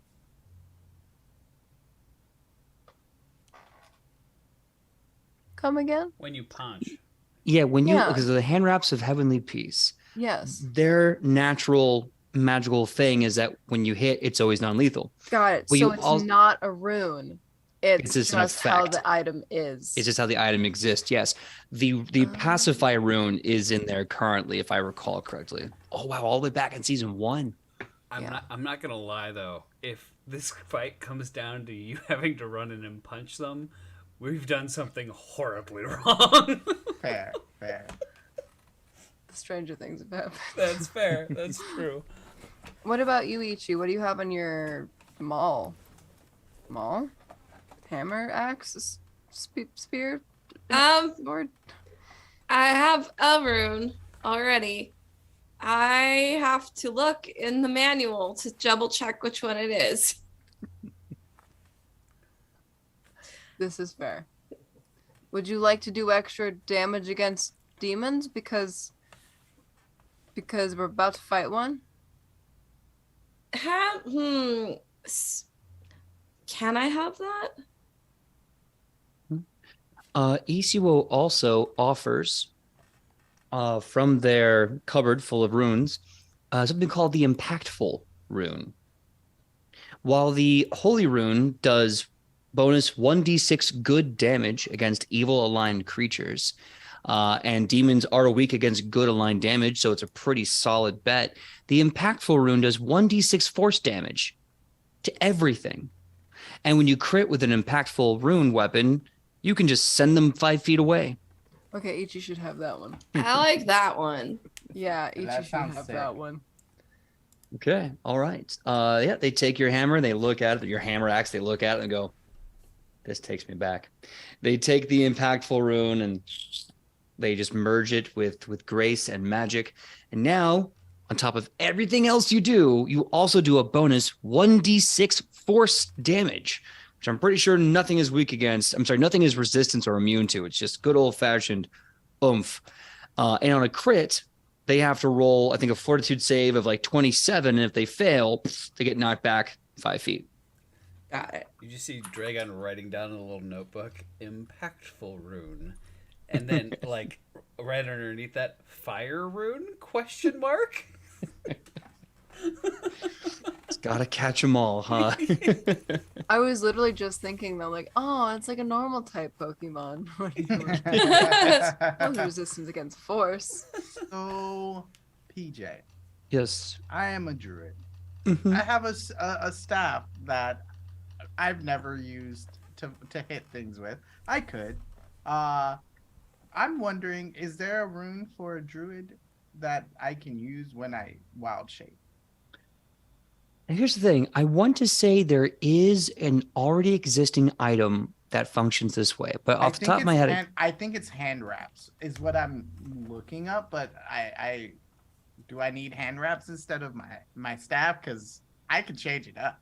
no, Join I want me. to. Let's go. No, I want to say that your staff also has spells in it, right? It has like a Right. bunch of spells stored in It's, there. So which is good. Yeah, those Yeah. spells are nice. yeah, they're freebies. Holy Which is T-Rex also claws. good. Let's see. What I'm going to say is that you can get a rune that will effectively confirm the bonuses, like the bonus to hit and damage from your staff, to when you animal stuff. So the more you start leveling up this staff, the more your animal shape is going to be stronger. And I'm also to give you a depending on your animal form, either +2 to athletics or +2 to acrobatics. I'm gonna write this out in better detail and send it to you later. But yeah, we're making Okay. up on the fly. We're riffing on the go. So should I put a second rune in my staff now? What kind of rune, or should I just wait? Let's just wait for now, Perfect. Cool. and then we'll get that information absolutely ironed out before next time. All right. I'm excited. Yeah. All right. So with your items enhanced with the runes, they shall be +2 greater striking. Your armor is a +2 resilient armor of your choice. With that being said, it's now time to go purge the sword of a demon. Are you ready? Wait, who got the holy rune? That's a good question, actually. We still have that one holy rune floating around. No. Kylie, it's between you and me, man. Do you want it? I do not care. You- Well, for why? You strong? You're always the one. You're the other person always fighting demons. It's true. Okay, I'll take it. Dragon Oh just my. throws the rune. Put it on. Ow! Put it on. It melts into your bow like butter. That was a great description. It was. Thank you so much. And tomorrow's Thanksgiving. There's gonna be a lot of butter. So much butter. I'm already. Reach like you went butter, mama. butter bow. Butter Butter bow. Look what you guys have done. The most efficient Look what way to you've butter something.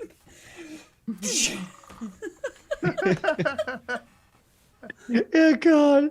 Oh man. All right. Well then. Right. So Isuo places the sword, kind of unsheaths it, lays it on the ground. And yeah, you start seeing the black mist start to churn and roil off the blade as if it's already aware of what's about to happen.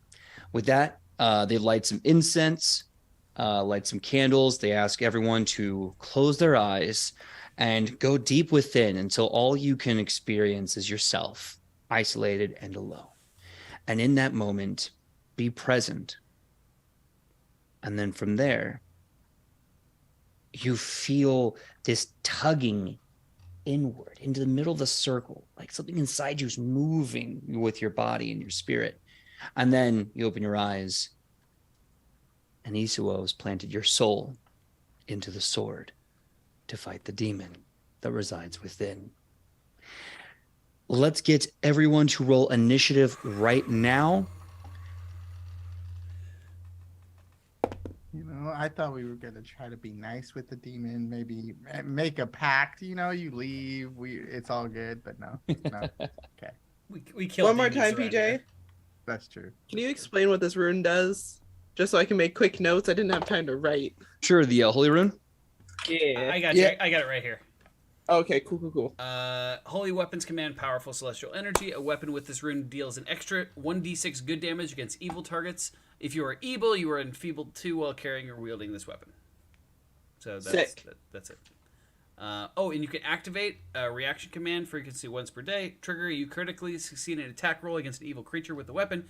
Effect, you regain HP equal to double the evil creature's level. Oh, This is a good positive healing effect.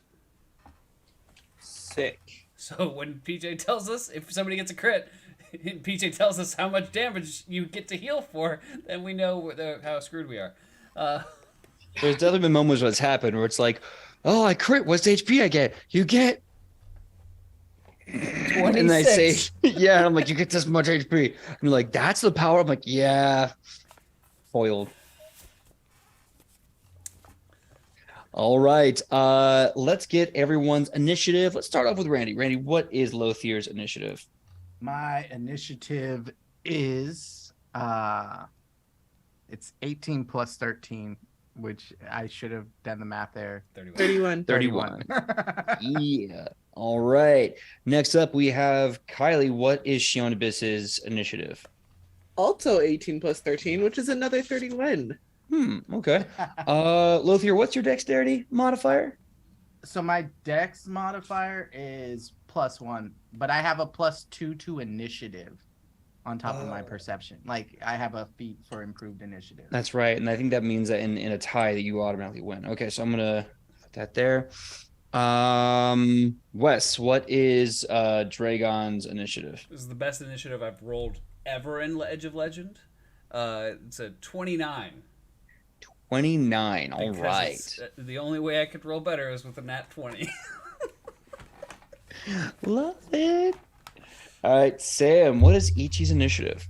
23. 23. Wonderful. And Sydney, what is Alona's initiative? 19. 19. Okay. All right. That actually happened in perfect order. All right. So with that being said, you enter into this sword realm. You see all around you is this kind of refracted metal. So almost like you're in a realm of the blade itself, and looking through, you can see the world outside. You can see your bodies kind of in a meditative state. The purplish black fire begins to grow, and as it does, you see stepping forth one big foot, and then the other, and this long-reaching clawed-like hand. You dare step into my realm after you chain me up here? All right, then. You will die in this sword today. Ooh. Technically, I didn't do that. Just gonna throw that out there. It wasn't me. It wasn't me. All right. So that being said, the demon rolled a critical on their initiative. Oh, great. Oh, great. What happened to Yeah. those dice don't roll well, PJ? What happened to that? No, Brock. A broken clock is right twice a day. Words. So, as you say that, let's see here. Yes, that is what we will do. Why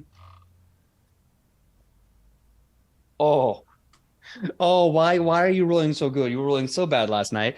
So that is going to be 42 to hit Alona. Why? What? Yes. 42 to hit? 42 to hit Alona. I think it misses with the new armor upgrades. I mean, totally. That's Wow. Whoa. Yay, everyone got one more AC than last time. Yay. it's a good thing Alona's AC is 37. Oh no. So I'm assuming that's a crit. Okay. Why Thankfully, me? Remember Not- when we all died in a sword while trying to save the world? Each one was just sitting there like, I'm gonna have to put this on the shelf and let no one touch it. God damn. Live by the sword, die in a sword. Exactly. All right, so you are going to take 40 bludgeoning damage as this long tentacle shoots out, wraps around you, and then starts pulling you close. I need from you a fortitude saving throw. Whoa. And while you're doing that, Wes, did you get that private message I sent you in the chat? Oh, no. I'm looking at it now. 0 point. Let me look. 24. 24. That will unfortunately fail, but thankfully not a critical fail. Oh. You will take another 4 poison damage, and you are enfeebled 1 as this creature's venom from its tentacle begins to seep through your clothes and into your body. If you continue to fail this venom save, it will get worse. With the last 2 actions of this creature's turn, it will cast a spell. So as it draws Alona close, this massive cloud begins to form. The same kind of dark purplish bruised color cloud pops right on top of everyone. I need everyone else to give me a fortitude save. All right, where's Morel and Tobias? Like, they're in this lineup too, right? Napping. Fortitude save. Fort. Okay. Yes. 26. 15 plus. 21. 25. Yeah, hold on one second. What was yours, Sam? 21. 21. You fail. What was yours, Kylie? 25. 25. You also fail. Lothier, what was yours? 32. 32. You succeed. I freaking hope so. And Dragon, what was your save? 26. 26. You also fail. So, Balls. Everyone. Balls. so Randy, Lothier is sickened 1. Sickened 1, get my little cheat sheet here because I have to juggle a lot. Sickened 1 means that all of your skill checks, all your checks and DCs are now 1 less. But everyone else has sickened 1, so your DCs, your everything is 1 worse. And you have slowed 1, which means you get 1 less action around. Oh. And this spell seems to kind of want to stick around for a while. But that being said, the demon's turn is done. Next up, we have Lothier. Oh no, these demons are so OP. I could have told you that. No, all right. I don't like that. That is not nice. You should play nice with your friends. I wanted to transform into something, but now all of my friends, including myself, are all sick and dying. Not completely dying, but like it's pretty bad. So Lothier stares at the demon, and he looks over at Alona, and he wants to snarl, but he's not going to. Is Alona on the ground, or is she like picked up into the air?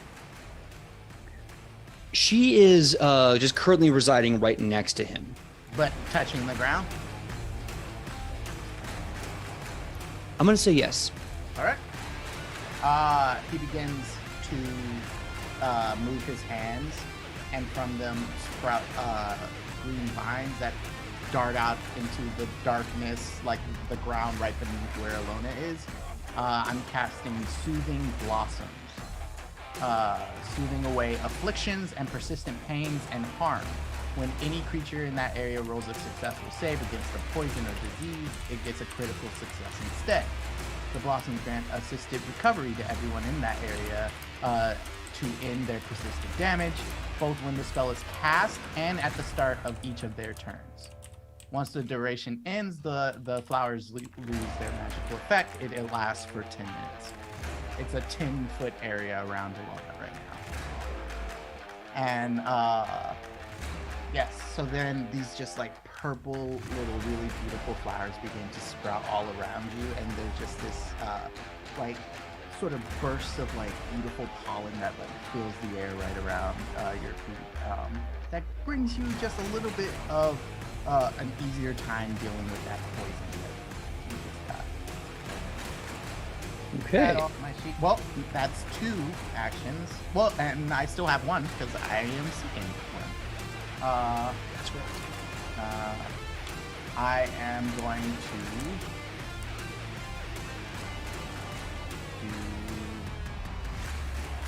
I can't get to you this round, so no, that is my turn. Okay. All right. Give me a free nature check. Okay.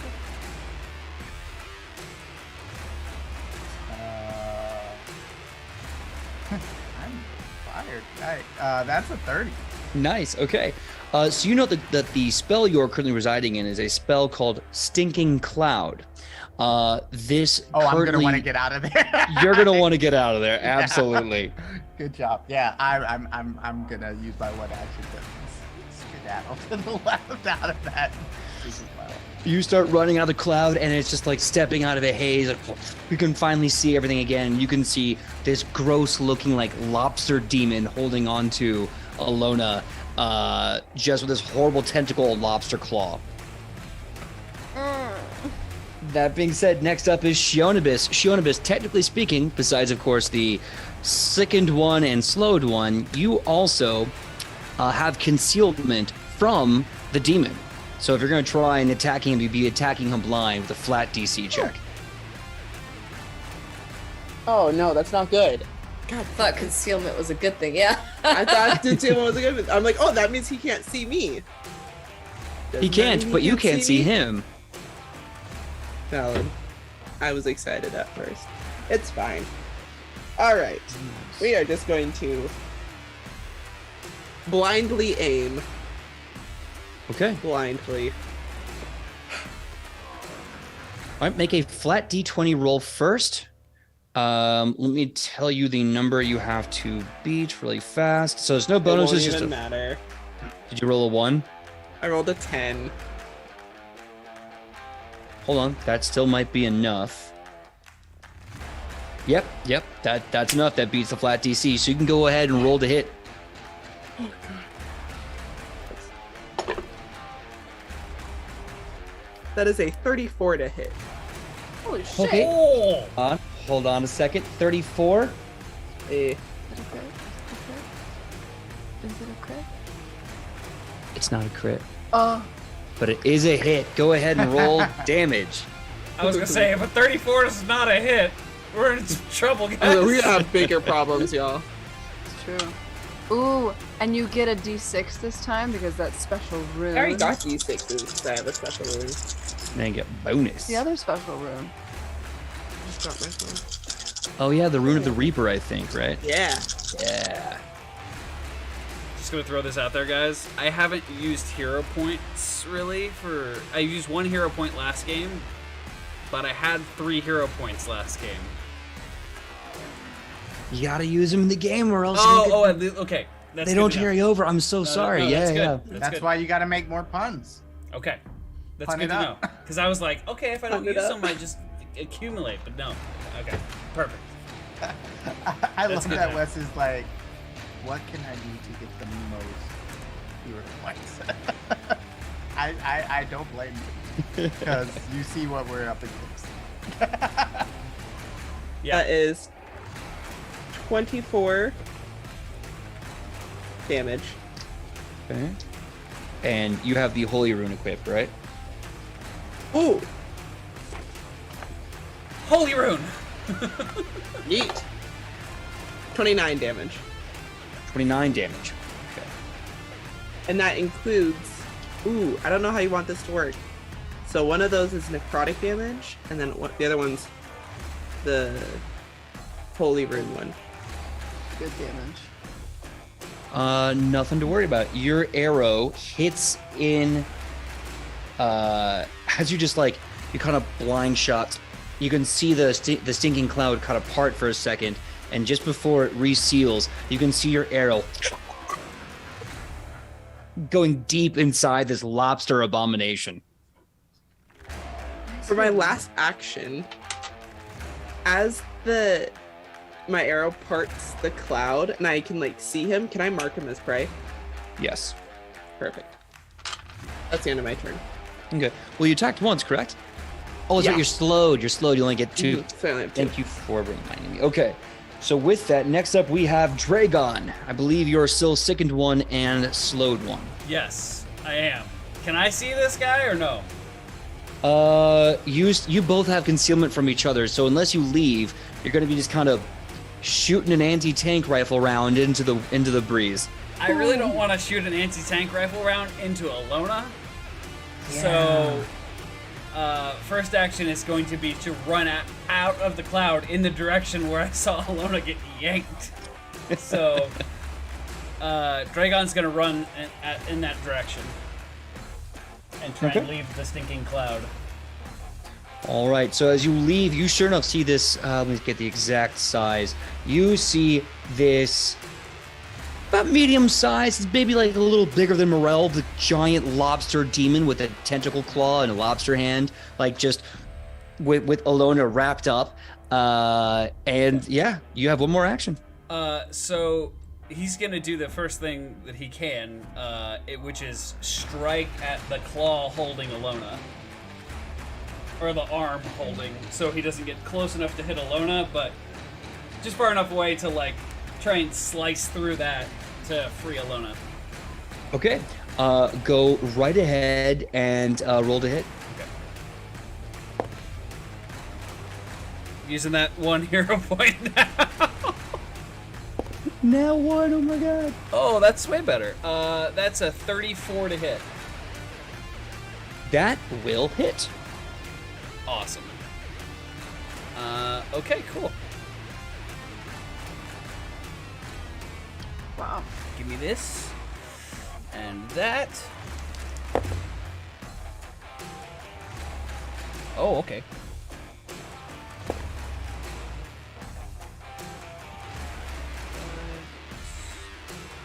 All right. 32 plus 3 holy damage. So 35. So 33 slashing damage and 3 holy damage. Okay, she said 35 in total? Mm-hmm. Okay. Okay. Doing math on my calculator because I'm being a cheater pumpkin eater. All right. It does not like that slice whatsoever. You can see the lobster claw sizzle and bake under your blade as you hit it with that strike. So next up, we have Ichi. What are you gonna do? Okay, so there's the flowers, and there's Alona.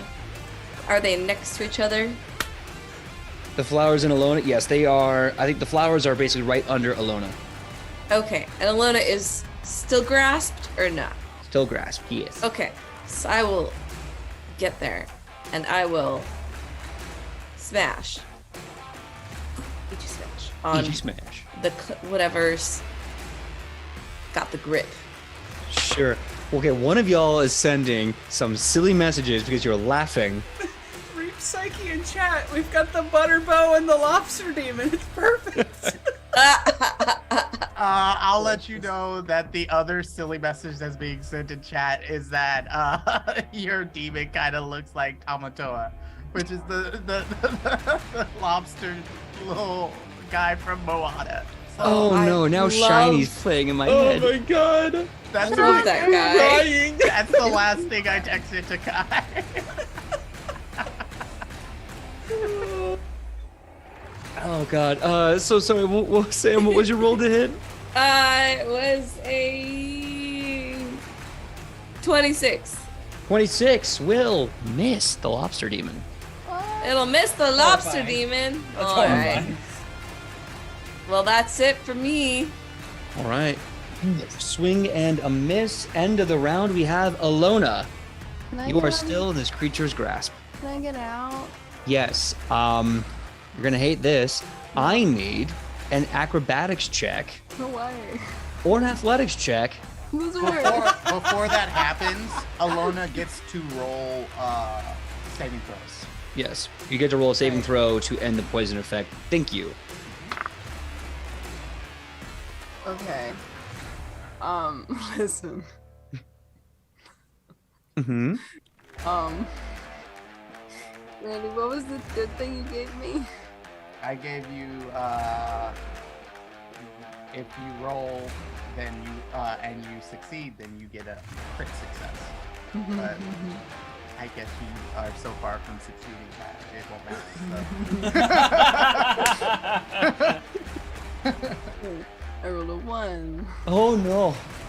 Well, technically, actually, now that I'm rereading this, Alona should have rolled twice. Because you should Okay. have rolled once when I casted it, and then once at the top of your turn. You know what? Then let's take that and make it sort of like an advantage. I rolled a 4. I tried, you guys. I'm dead. I love what you did there. Okay, so now Sydney, I need to know what the It's total is. The fortitude save? I need yeah, 4. It's an 18. It's an 18. Okay. No, It's a I'm critical aware. fail. No, a critical fail! Mm-hmm. Oh my gosh. So now you're at stage 3 of the poison. Okay, I'm just gonna throw this out there. Does she get any bonus points because I attacked the claw that's holding her? No. This is the poison that's in her okay, body. Okay. She has to break out of his grasp, and that's going to be much worse. Because like I said, Alona, if you're going to get out of this thing's grasp, I need either an athletics or an acrobatics check, DC 30. Oh my god! There is no way! Unless I roll a nat 20, there is no physical way for me to do that. Then it's time to roll in that 20! Fine! I'll try! I believe in Really you. hard! I almost did. What would you get? A 17. And are you doing acrobatics or athletics? Acrobatics, so it's a 27. You were so close. I know. So you're still in its grasp. Can I You are cast- considered. What's that? Okay, can I cast something on me to fix the poison? So, I have channeled Sucre, which means that I can use one of my spells for poison. Okay. You know, I'll allow that just because you're basically touching yourself. You don't have to worry so much about how that. Well, yeah, you can definitely do that. Heal yourself and remove the poison. Great. Great hug. Anti-poison hug. Anti-poison hug. Love that for me. I will say this before you roll the healing, Okay. because you critically failed that roll, that save. you will take 14 poison damage What? before the What? healing and the poison removal take effect. Minus 14? Mm-hmm. Dear actual God. What? Okay. Heal yourself. I will heal myself. Well, it really just means I don't actually heal myself. Oh, so I you use one it's of my either heal or. spell slots, because I get 4 free ones. Mhm. I use one of my heal spell slots to remove poison instead of healing. Okay. So the good thing is that now you're no longer poisoned and taking 14 poison damage a round. You are still stuck in its grabbers, and Are Morel Tobias around? Are they just chilling, watching they're us? hanging out in the NPC break room. Okay, so they're still napping. So with the attempt to break free and the spell to heal yourself, I believe that's 2 actions to do the spell, or is it 1? Can I I'm just done. attempt to break free? Sorry. Attempt to break free. I'm gonna give everyone a hero point for that because that tickled me, and I was like, I'm gonna give it to Randy, and then Wes chimed in, I'm gonna give it to Wes. And I'm like, well, at this point, I have to give everyone in the class 1, so everyone gets 1. Now, that being said, Alona, I believe your spell is 2 actions, right, to cast? Okay. Well, yeah, I'm done. Okay. So then, top of the next round, the lobster sword demon, who's currently got the cleric in its grasp, is going to now use its constrict feature Of and course. try to kill you. Give me a fortitude save. Why would you do this? I'm the most squishy. Yeah. I think he knows that already. Yeah. In his yeah. big meaty claws. I will say, if you Big succeed, meaty you automatically crit success. So Well, that's on the poison, right? it's on any negative like thing here. So it's also poison and negative effects. Like It's a large if, though, Randy. yeah. I mean, yeah. I see the facial reaction. Sydney, did you roll another nat 1? And keep in mind, you just got a hero point. You did just get a hero Where's point. the hero point? Oh! You. Okay. So I need to know the total so I can make sure it's a fail or a critical fail. For the fortitude save? For a fortitude save. What? 15? That's a critical fail. Okay, hold on. Well, everyone, welcome to Dragon's Sword. There's a dead cleric living inside of it now. What do you mean living? Oh god, this is gonna be so bad. Oh, this is not gonna be good. Okay, you're gonna take another 36 bludgeoning damage as it just starts to crunch down on you with all of its might. I might be dead. Give me Yeah. 1 second, please. Yeah, I'm not surprised. 1 second. Our healer died at the beginning of the fight. That's very. You're also a healer. I am also a healer, but Hey! Yeah, I'm at negative 14. Negative 14. Okay. And that was a crit fail, which means this was a. You're gonna be okay. So when you go down due to a critical effect, the traditional rule is you're gonna start at dying 2 instead of dying 1. Ooh. what does that mean, PJ? So that means on a scale of 1 to 4, if you die out of 4, you're now at a dying 2. And every time you heal and drop, you're going to get that much closer to dying 4. At which point, when you hit dying 4, you are dead. I suppose I can't use rebuke death on myself. Can I? I Not don't when you're dead. believe so, no. So you're now at dying 2.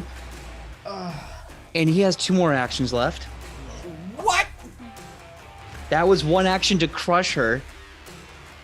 I'm trying to think if I want to be an PJ absolute PJ dickhead. did give us new armor and weapons, so I'm not surprised. Y'all, we made a mistake today. We effed around. You and think? found out. We did. We are at the very peak of the fuck around, find out scale. I'm just saying Man, level that. 9 was gonna be so cool, guys. Aw. You should have waited for that. Damn. Okay, you know what? I'll be second tier dickhead. That's what I'm gonna do. Tell us what I you're did just gonna do. attack this guy. He should be pretty pissed at me right now instead of the unconscious cleric. Oh, he's Wait going to to it. be. So, but my original plan was now that she's dying, he's gonna run into the stinking cloud, and now you can't see him. And then he was going to Attack of cast. opportunity.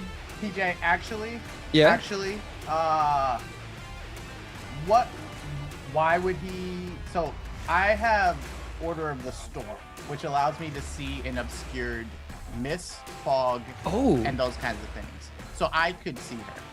you absolutely could. Yes, in fact, the spell functions just like obscuring mist. So you could. Okay.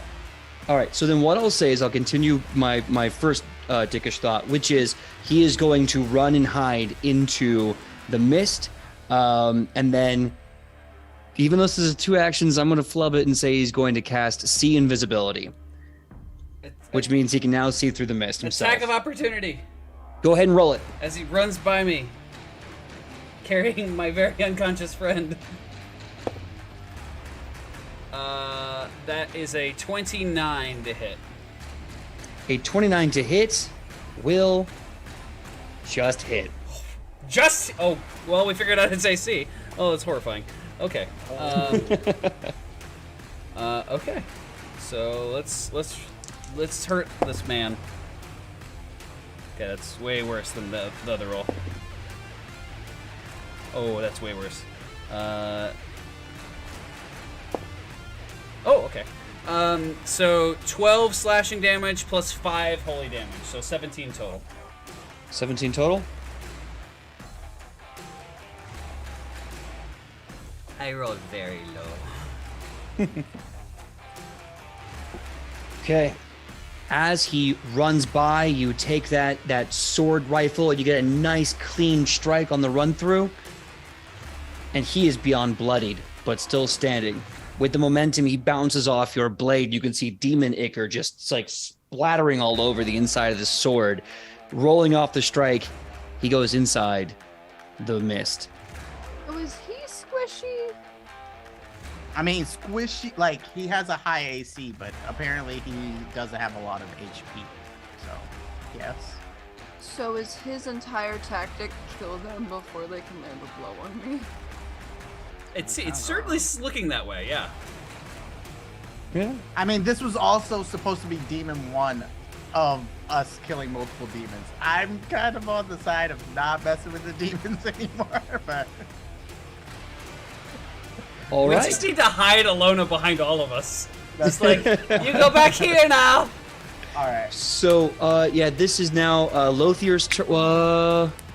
Yeah, at the end of this round, I believe all of the effects of the Stinking Cloud should be gone. So you're no longer at the end of this turn. So, Wes, now... No, I lied. He's starting it. Yeah. I'm getting ahead of myself. Lothier, you can go. I think at the end of this round, you should have no sickened qualities. Okay. Yeah. So I'm going to I'm about to walk into this stinking cloud and get myself sickened too, probably. But I'm going to run in there, grab Alona, and try to get out. Okay. Fortitude save for entering the Stinking Cloud. I'm going to pull her in the direction of those flowers. Okay. What was the Fortitude save? I rolled and I'm going to use a hero point because I have 2. Okay. All right. 15 plus my 15, 30. 30. Perfect. That should be a success. You will technically be at sickened 1 plus 2. I'm going to say you're only at sickened 1. If I'm was I able to pull her back into the flowers? Oh, no, there's about 20 feet of movement. I see. He like He yanked her. Was like yoink. Yeah, he just go gadgeted arm. Got her. Cool. All right. Well, that was my action to move and my action to pull her. Do I have one more action or no? Run, pull. If you're successful in pulling her, you will have one more action. Well, you'll have one anyway, but we need to get. Give me an athletics check to pull her out. You would say athletics. That's my weakest one. 11 plus 12. 23. 23, unfortunately, will not be enough. You're I'm not gonna able use to a hero wrench point. her. Okay. 18 plus 12. That's a 30. That's enough. That hits the number. So as you come running in, you get hands on Alona. You can already feel her body just slumping into your hands, and you wrench her free. Now you have one more action left. I'm touching her, so I'm going to use healing at the first level heightened one. So 3d8. Okay. Right ahead, 3d8 to heal the healer. Why? What was that in your voice, PJ? That was great. What? Look, I'm just saying, she's still in front of the demon. 8, 9, 10, 11, 12. Is it just 3d8? Yes, just 3d8. So you get 12. If you're healing, restored by. If you're healing a living creature, I'm confused. So, is that only if it's so? I did a heighten +1, which gives me 3d8. Is it just the 3d8 that gets healed, or because there's another number in the second level of this that's like restored by 24? Oh yeah, so if you do one action, that's just the d8s. But if you do two actions, that's d8s plus bonus. Got it. Yeah, so 3d8. That's 12. All right. 12. You are now at wounded 1, I want to say, and yeah, you have all that bonus HP back. I'm alive. No, wait, wounded. You're at wounded 2 and you're alive. Yes. Oh, thank God. Alona wakes up from her death slumber. She looks at Lothier. She takes him by the collar and she goes, "We gotta get out of here." Yeah. Trying. That's my turn. Okay. Shionabis. You're up. So he's marked. So I always know where he is now. But he can see me too, which sucks. Lock and load. We'll use this dice. Yeet.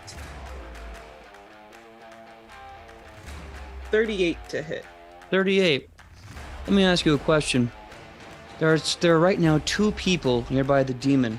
For one move action, you too can basically flank this demon and get sneak attack. Would you want to expend one action to do that? I will allow myself to do that, yes. Okay, good. So you said that was how much total? That was a 38 to hit. That's a dirty crit. Yes, it is. Yeah! Ah.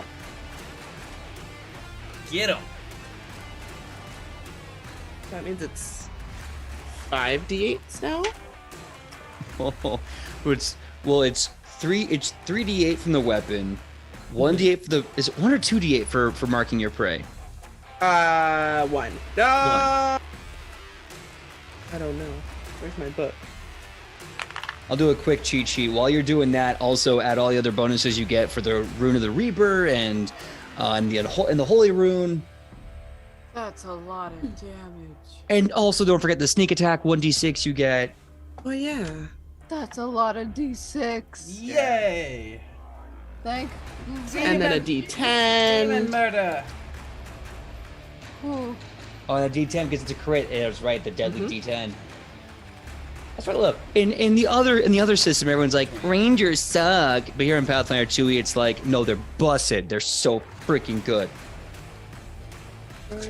Okay, so right now you're hunting your prey is only 1d8. At 11th level, it becomes 2d8.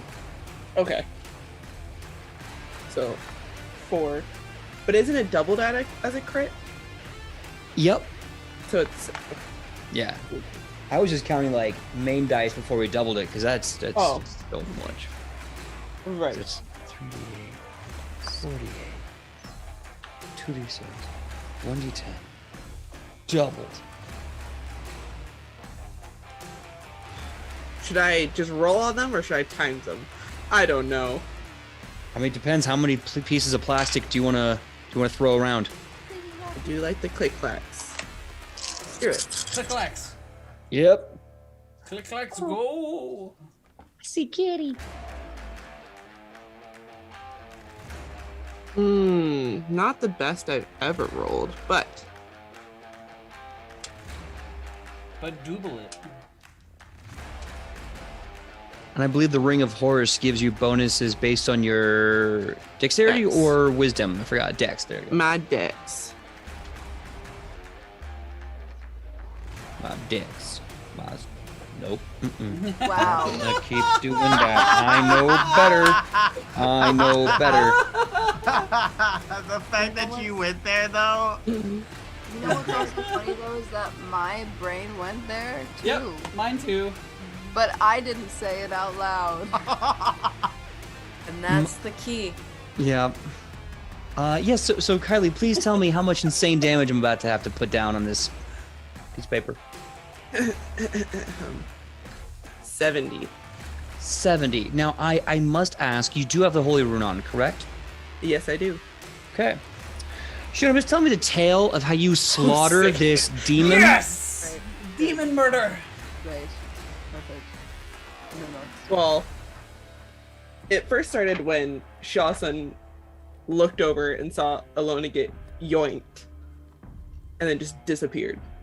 To which she said, hell no. And if anyone's around her or is able to see her, they'd watch this moment where like they can see the wheels like literally turning as she's calculating best angles and whatnot. And as the demon comes through the mist and she makes dead eye contact with him, she has this little smirk, winks, and just releases the bow. The demon turns to you with that kind of Cthulhu-esque kind of lobster mane. It goes, as the arrow just pierces right into it, you can see it splitting in twain. And like Psyche said, the butter bow killed the lobster demon. Damn it. And Yes! you can see what's left is just this beautifully boiled, sauteed butter lobster tail. Stinking Cloud vanishes. You have purged the demon within the weapon, and you have gotten yourself a nice little chunk of experience on top of that. Oh, I thought you were gonna see a nice little chunk of lobster. I thought so I too. thought he was gonna say Ooh. I thought he You was do- gonna say you a do nice little see- chunk of Alona. Oh no!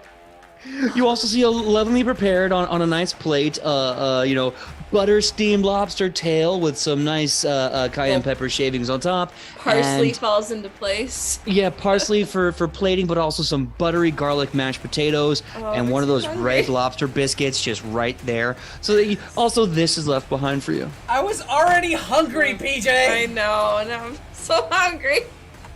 We have Can you lobster. tell this is the game before Thanksgiving? Yeah. Everybody shout. At least it wasn't a giant turkey demon. Absolutely. Well, the one thing I can say There's for still one more. sure. There's Was still it? one more. There's still one more demon. That's fair. There's still one more. Yes, the sleeping dog demon.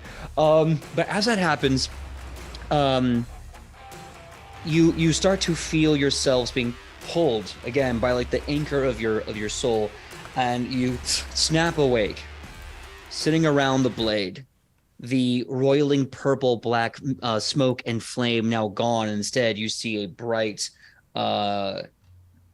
silver and purple light and smoke kind of enveloping the steel of this sword. First thing Dragon's gonna do is check on Alona. That's like Dragon likes his weapons and stuff, but the first thing he's doing is going to check on Alona. Are you all right? I'm fine. Just a little embarrassed and frustrated, but I'm fine. Thank you. He's gonna kneel down, just gently put his hand on her shoulder. It's like, that demon was pretty strong. There's nothing to be embarrassed about, all right? He probably picked you out because you're, the closest to the gods, and he's probably scared of you. So. Or because he could tell I was the weakest. I'm also pretty weak looking. It was just a matter of time before, we got you and fixed everything. I mean, it was actually kind of weird. I saw you there unconscious, and all of a sudden I felt stronger, and I was ready to kick some ass.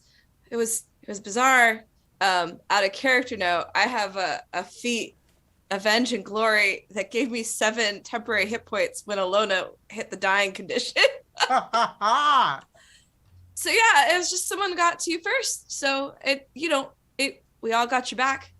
Yeah, and that's what I'm here for. I'm the secondary healer. I'm here to make sure that you're okay, because you keep the rest of us okay all the time. And without you, we couldn't do this. And he's. So I'm. No, I'm just saying, like, you don't need to worry. We're here to get your back. Thanks. Thanks for saving me. All of you. Again.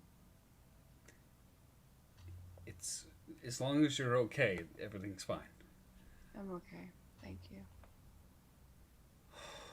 All right.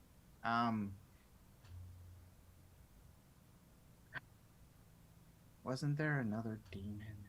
That's somewhere else for now. Yeah, but what about... Can we not do that? Can we not do that? There's something really important, though. When are we having dinner? Oh! Just the smell of the demon as, like, I look force over of the arrow. at Isuo and I go, can we get dinner and some coffee to go, please? Oh, yes. Any vegetarians or vegans in the group? Any? I like plants. Okay. I'm in the mood for meat, but I'm gonna go ahead and stay away from seafood for now. Yeah, no. I think it's more than fair. I'll whip something up in about an hour. Could really go for a lobster, honestly. I got you. They go to the kitchen. Also, they come back with 3 really large-sized burlap sacks filled with different beans that you can take on the road with you to basically grind down into coffee. What were you thinking, Sidney? It's a bag of baked beans. It's a sack of baked beans. Back an hour with food, and then he's like, "Here's some friggin' beans. Get the hell out of my house!" Beans. The beans. There's some magical beans. Got out of my house. You get three bags of coffee beans, different types. So you can always have something that, different coffee if you wish.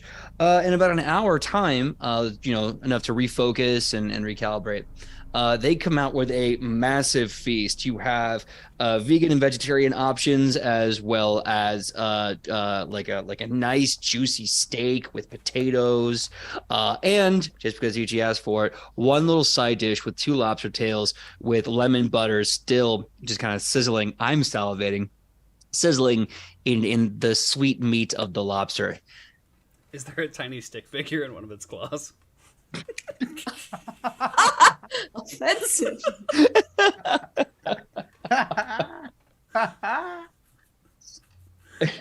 I'm so sorry. So as you all sit down to eat, Isuo kind of opens the golden door and kind of yells for Marinle to join for dinner.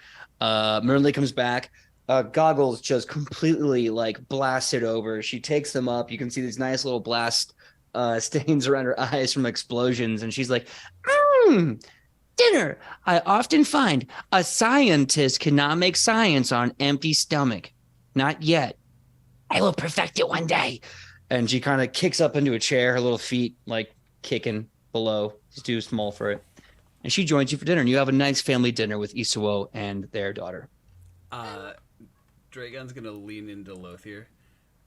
Is it bad that I really want to teach that little girl Fireball? Oh, absolutely not. We cannot allow that. Here's the reason. You, for all of the great plans you come up with, have some self-control.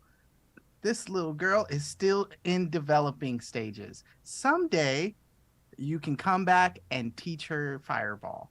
Okay. When she has some more self-control, if that happens. And he looks over as she's probably like exploding her food.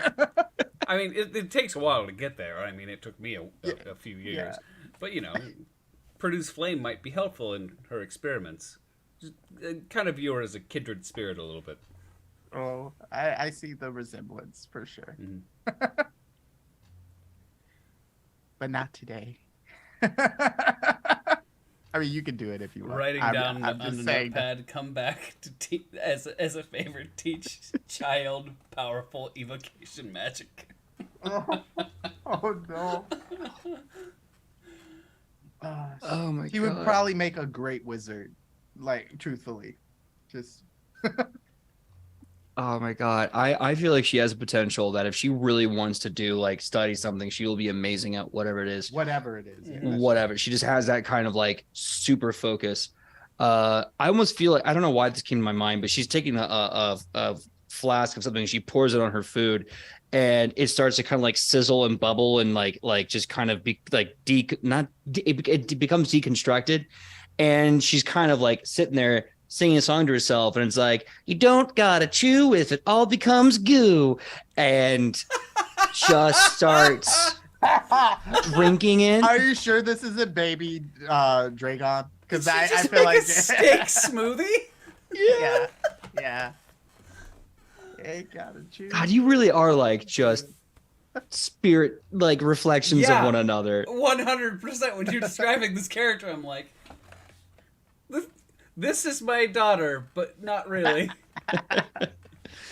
So during the meal and afterwards, there's a chance, and Isuo even asks, like, is there anything else that you need or need of me or want of me?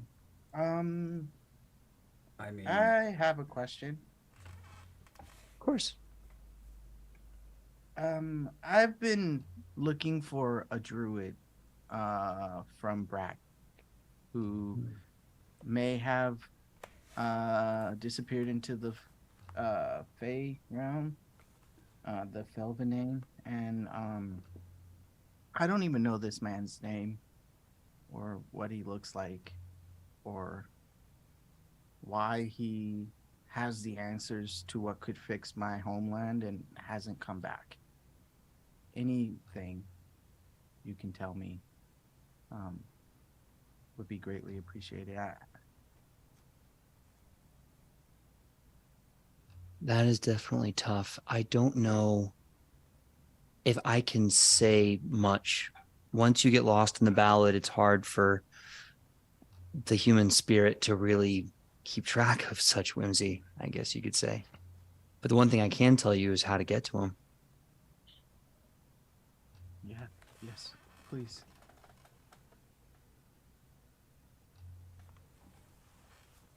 There's two ways that I can recommend. They're both dangerous. The first is somewhere on the Acadian continent, just outside Acadia to the west, there's a ring of roses, of very rare roses. They only grow in this ring. If you can do a ritual for 3 days and 3 nights, you can step into the Felvanane. One faster way, very dangerous. Northeast off the Acadian coast, there's a natural wonder called the Hand of Yazend. It is believed that when Yazend came and gave us all the trees, they took a gift in return. They took our water, they took our ocean to give to their wife back home. The handprint is still there. If you can survive going into the Hand of Yazend, you can step right through the ballad and right into the Felvanane. Thank you so much. course. It's important. Good luck on your journey. Oh, Dragon, before I forget, they grab your two weapons, smack them together, and start kind of rubbing their hands on it. And you start seeing this bright light kind of emit, and they just merge into one massive bladed rifle.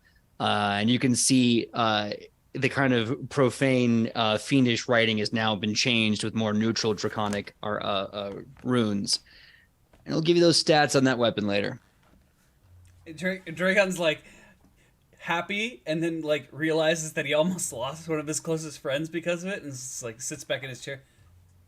Thank you. Of course, to good use. Is trying to contain his excitement. All right. Well, that was a wonderful meal. I should know. I made it. I'm kidding. You all were great. And I'm so glad you're all alive. I guess, where do we go from here? Where do you want me to take you next? Well, first of all, I don't want you to be shy. It was good. It's not conceited to acknowledge that and to know that you're a good cook, all right? And you can feed me anytime, literally anywhere. You got that power. Just send me food and I'll eat it. Okay. Yeah, same. It was delicious. Well, I'm always one for eating together at the table. So if you ever have free time, find my door. Knock 2 times and we'll have dinner. So we have to decide whether or not we want to do Sleep Demon or we want to go somewhere else. We said Sword Demon, Sleep Demon, Hemasa. But I don't know if that last battle changes your mind. Dragon just slowly turns to Alona. Maybe we just take a break from fighting demons for like a day or 10. Or 10, yeah. Yeah. Also, next demon battle, stay behind. I wasn't in front. I never am. I literally saw Alona get yanked right next to me. I don't know. It was all happening so fast. Here's the deal. Maybe you just look delicious to demons, just like that demon looked delicious to me.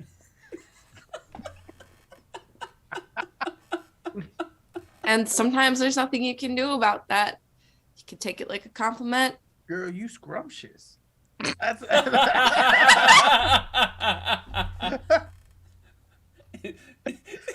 Dragon just eyes Morel. And he's just like, no, yeah, hard agree. She's absolutely delicious to look at.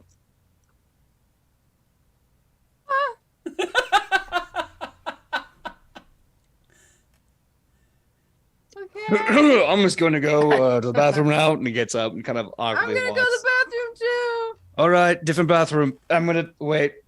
Iswo, where's the bathroom? I just see a golden door. Iswo kind of puts a key in, takes it out, puts another one in, opens the door, and he's like, oh, thank you. And he goes into the lavatory.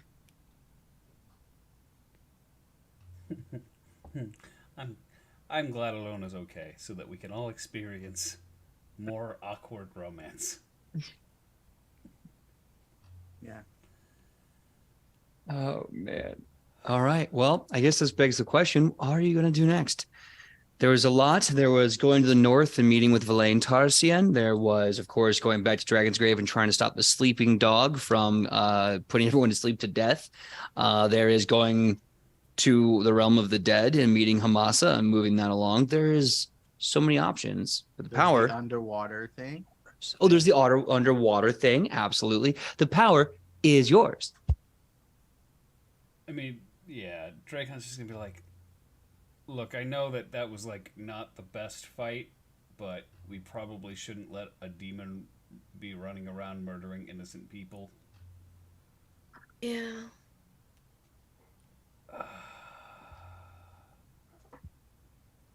What's the bounty? Is there a bounty on this demon? I don't think there was we didn't even hear there was a bounty. I think it was an assumed bounty. Well, we can find the demon and kill it so it can't kill any more people, and then we can hunt around for the bounty and then bring the body.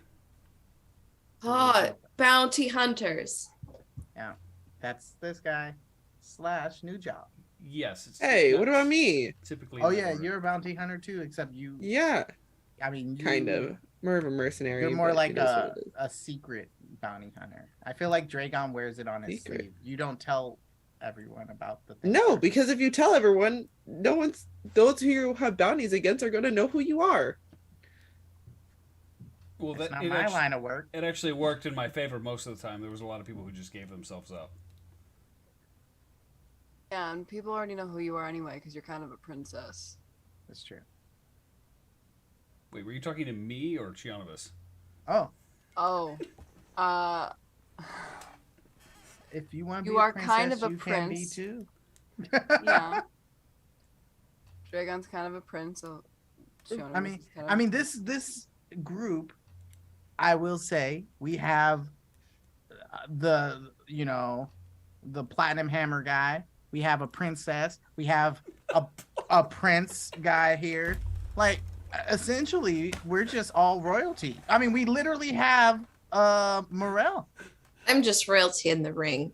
But you know what? But that We- you're a celebrity. That's like famous royalty. It is kind of odd that like if I had a gold for every bounty hunter royalty we had in our party, I'd have 2 gold, which isn't that much, but it's more than I should have, I feel.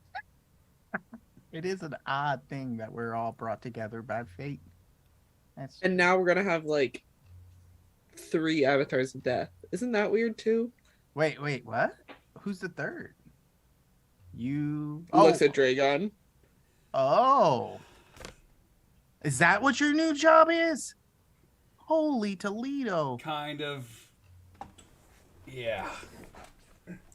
Does yours come with immortality too, or is that just? I don't Hemasa think thing? so. I think that's just a Hemasa thing. Wait. You said 3. Yeah, there's Yeah, I'm two- not an avatar.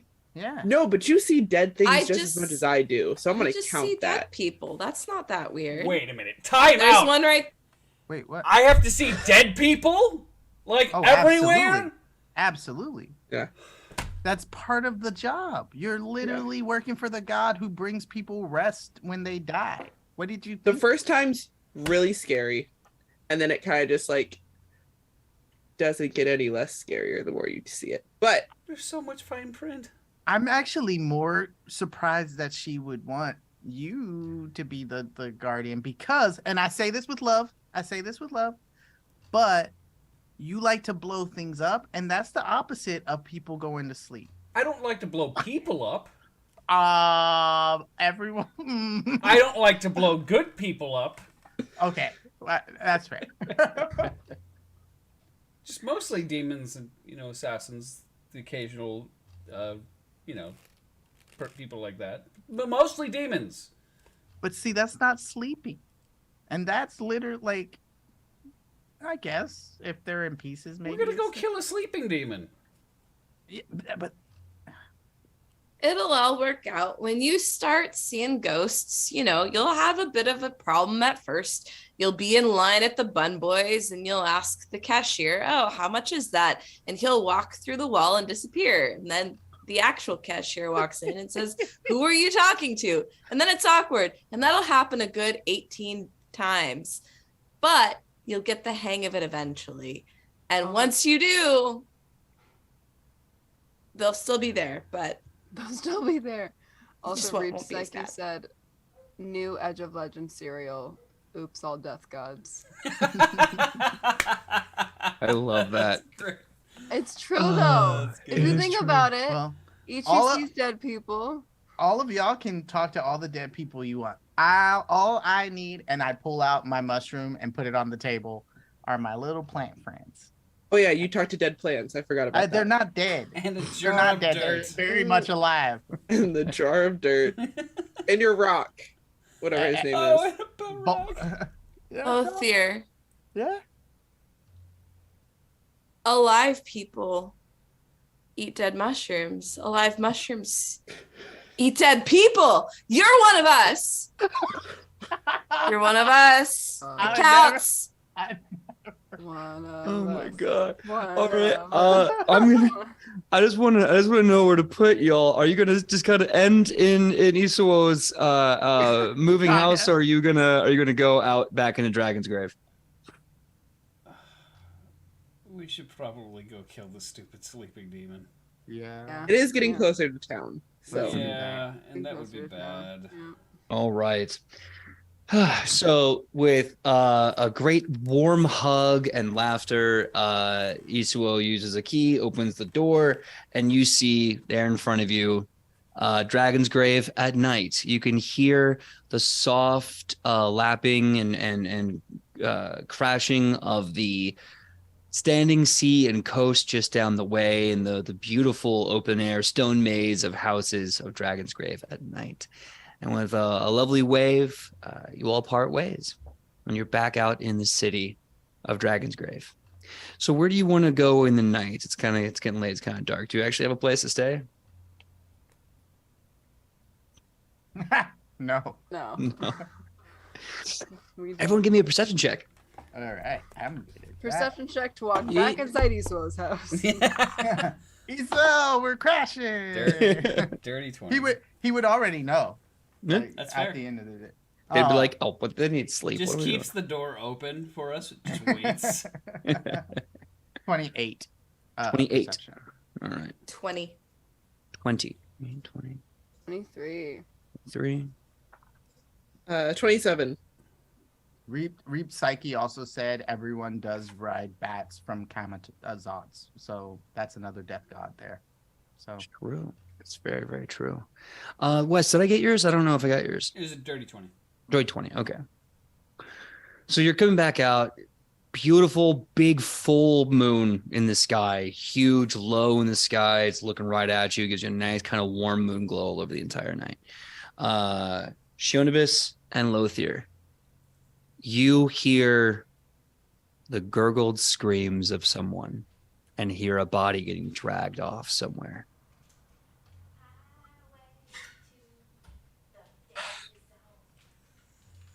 I'm gonna look at Lothier. yep, I'm really hoping that was my imagination. it definitely wasn't, because it would be my imagination too.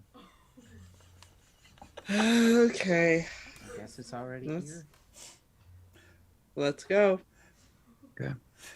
I need to say this, guys. As PJ Okay. was saying the demon's dragging off somebody, my wife just walked in and was singing Highway to the Danger Zone.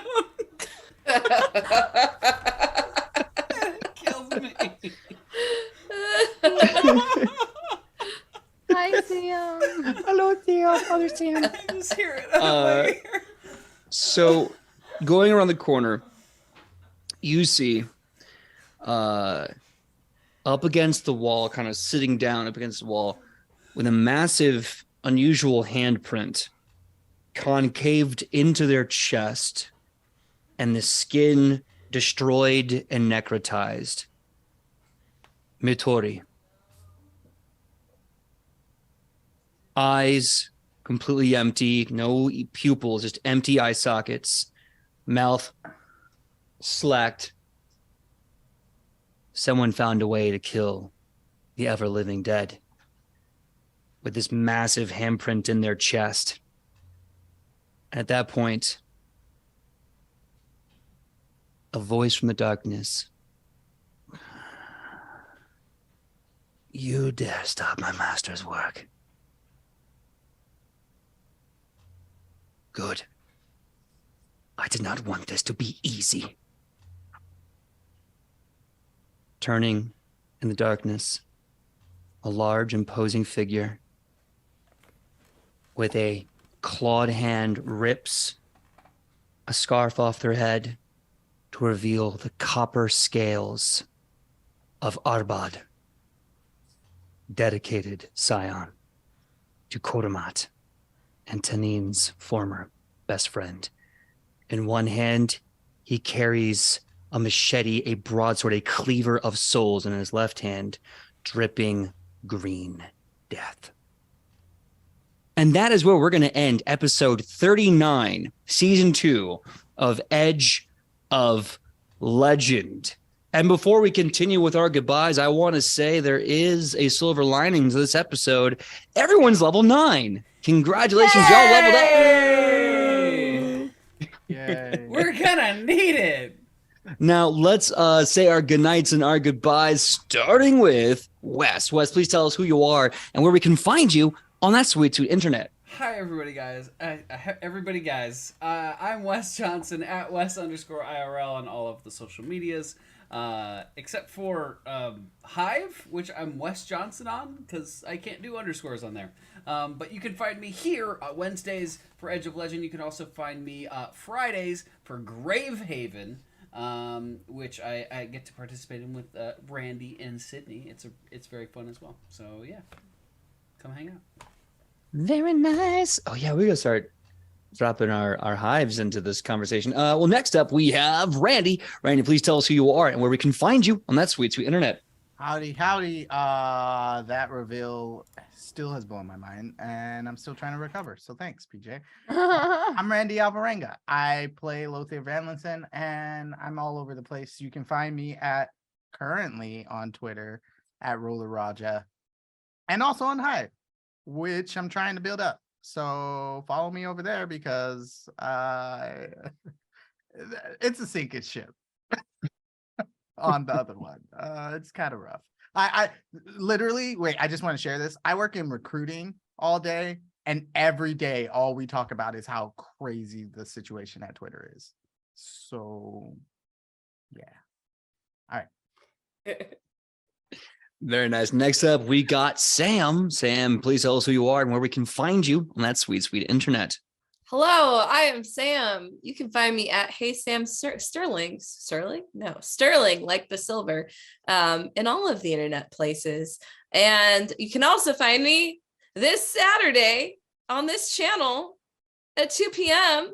playing Battle Maid Brawl, where PJ gets to be a player and I get to be his DM for once. Yeah. And it's all going to be maids, and they're battle maids, and they're going to fight things. It's going to be great. And I think Wes is joining us. Is Wes joining us? Yeah, Wes is going to be a battle maid Wes with is us. joining us. It's great. We got robot maids. We got Catboy maids. It's going to be a good time. And also, it is a charity stream, so come watch it. Yeah. Next up, we got Kylie. Kylie, please tell us who you are and where we can find you on that sweet internet. Hello, I'm Kylie, or I go by Kai. It really doesn't matter at this point. You can find me all over the internet at Kai's A Wonderful Life. I don't post a whole lot, but that's okay. I am going to be a part of a new D&D campaign starting in the new year, so keep an eye with that, as well as maybe going to some cons, so keep your eye out on social media, most likely Instagram, for when all that's going to happen. And I'd love for you guys to come along with me.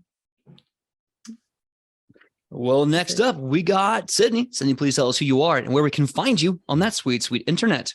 Get low. I almost died. Hello, my name is Sydney. I play Alone in the Half-Elf Cloister Cleric. You can find me all over the internet at Sidney Rubino. It's literally just my name. SIDNEYRUBINO. I'm Instagram, TikTok, Twitter, and Hive. I kind of see Hive as more of like a kind of like for friends at this point, because it's a very small platform, only run by 2 people, and they're doing their very best. Okay. But essentially, the other thing that I'm working on right now is amazing and fun. It's called Gravehaven, like Randy and Wes said. It streams on Q times at 8:00 p.m. PST. It is super awesome. If you like Southern Gothic, like dark stories, it's a lot of fun. We have a great cast. Can I ask one question real fast? What's up? Who do we work for in that game? Oh, that's right, the God of Death. God damn it. Technically, not yet. Not technically not, yet. Not I mean, all I of don't. Us. Not all yet. of us. But if you can't see a theme, apparently, with our group, I just had to share that. But this is all new. We've been playing this game for 3 years. It's all changing so much. But yeah, we go do that. So if that's cool for you, come watch us, because we have fun. We have a good time. Yeah. Okay, well, I guess that just leaves little old me. My name is PJ Megaw. You can find me all over the internet at PJ Megaw. That's Instagram, Twitter, I guess, and Hive. I'm there too, and on Facebook. Man, all of this social media imploding has really effed up my exit speech. Anyway, whenever I hear these amazing legends, 8 to 11 p.m. Pacific Standard Time, you can find me here, same that time, same that channel on Mondays for Wayward Arcadium. We just wrapped up episode 14. We only have a few left before the end of the season, and we're going to see if they can kill the time vampire god that's been threatening to unmake them the entire damn season. Look, going to college is weird, y'all. Anyway, so tune in Mondays, 8 to 11 Pacific Standard Time to check that out. And of course, see us here next week where we start off with all this insanity. And of course, please do what Sam said. Go check out our charity game this Saturday, 2 to 7 p.m. That's 5 hours, as I will be a robot maid, maybe with cat ears. I don't know, but it's going to be great. So good. Be so good. We're raising money for Meals on Wheels around the holidays. It's very important for senior citizens and just normal everyday non-senior citizens who don't have families to go to, may not have money, may be cold, to have a nice warm meal, help them feel a little less alone in this world. So please give whatever you can. Level up there, you're going to see me and Wes and Tobias is going to be there, I think, in the cat maid outfit. Aki, we all love Aki. They're going to be there, and of course, Andrew J. Alandi. So we're going to have a nice star-studded pack of maids, and doing all that good stuff. So I think that's it for now. More information as I'm allowed to say it. So until then, thank you to Wes for being our amazing TD. We are going to raid. What should our raid cry be? Lobster dinner. Lobster dinner. Lobster dinner. Hell yeah. Hazard Hijinks Butter said my nom nom nom. behind. Call me a lobster. Butter my behind. I love that. All right, so I'm going to be raiding the Hero Zone. They're currently playing Pokemon Scarlet and Violet. I'm super excited. I've been playing that game. I love it. Who was your starter? Do you? I heard it was trash. No, it's great. Everyone's just really picky about graphic problems. So it has a lot of bugs. It is very glitchy, but it is fun if you like Pokemon. Are the bugs grass type? I love it. Well, to answer your question, I chose Sprigatito, and Sydney chose her first ever Pokemon in her life the other day. What? Yeah. Oh my gosh. And I watched the TV show growing up, but my Okay. family was very anti video game for a long time. Well, so I didn't grow up playing video welcome games to until the right side of the internet. Well, which one did you choose?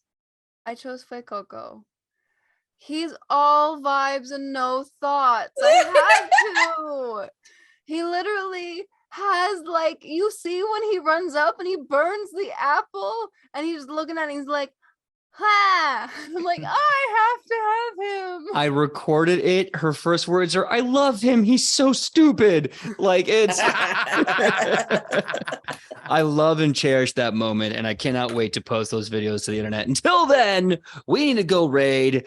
And everyone, thank you so much for making this an extra special episode. We're going to be raiding in 3, 2. It just went without me. Okay, cool. I guess we were talking too long. It happens. Cute.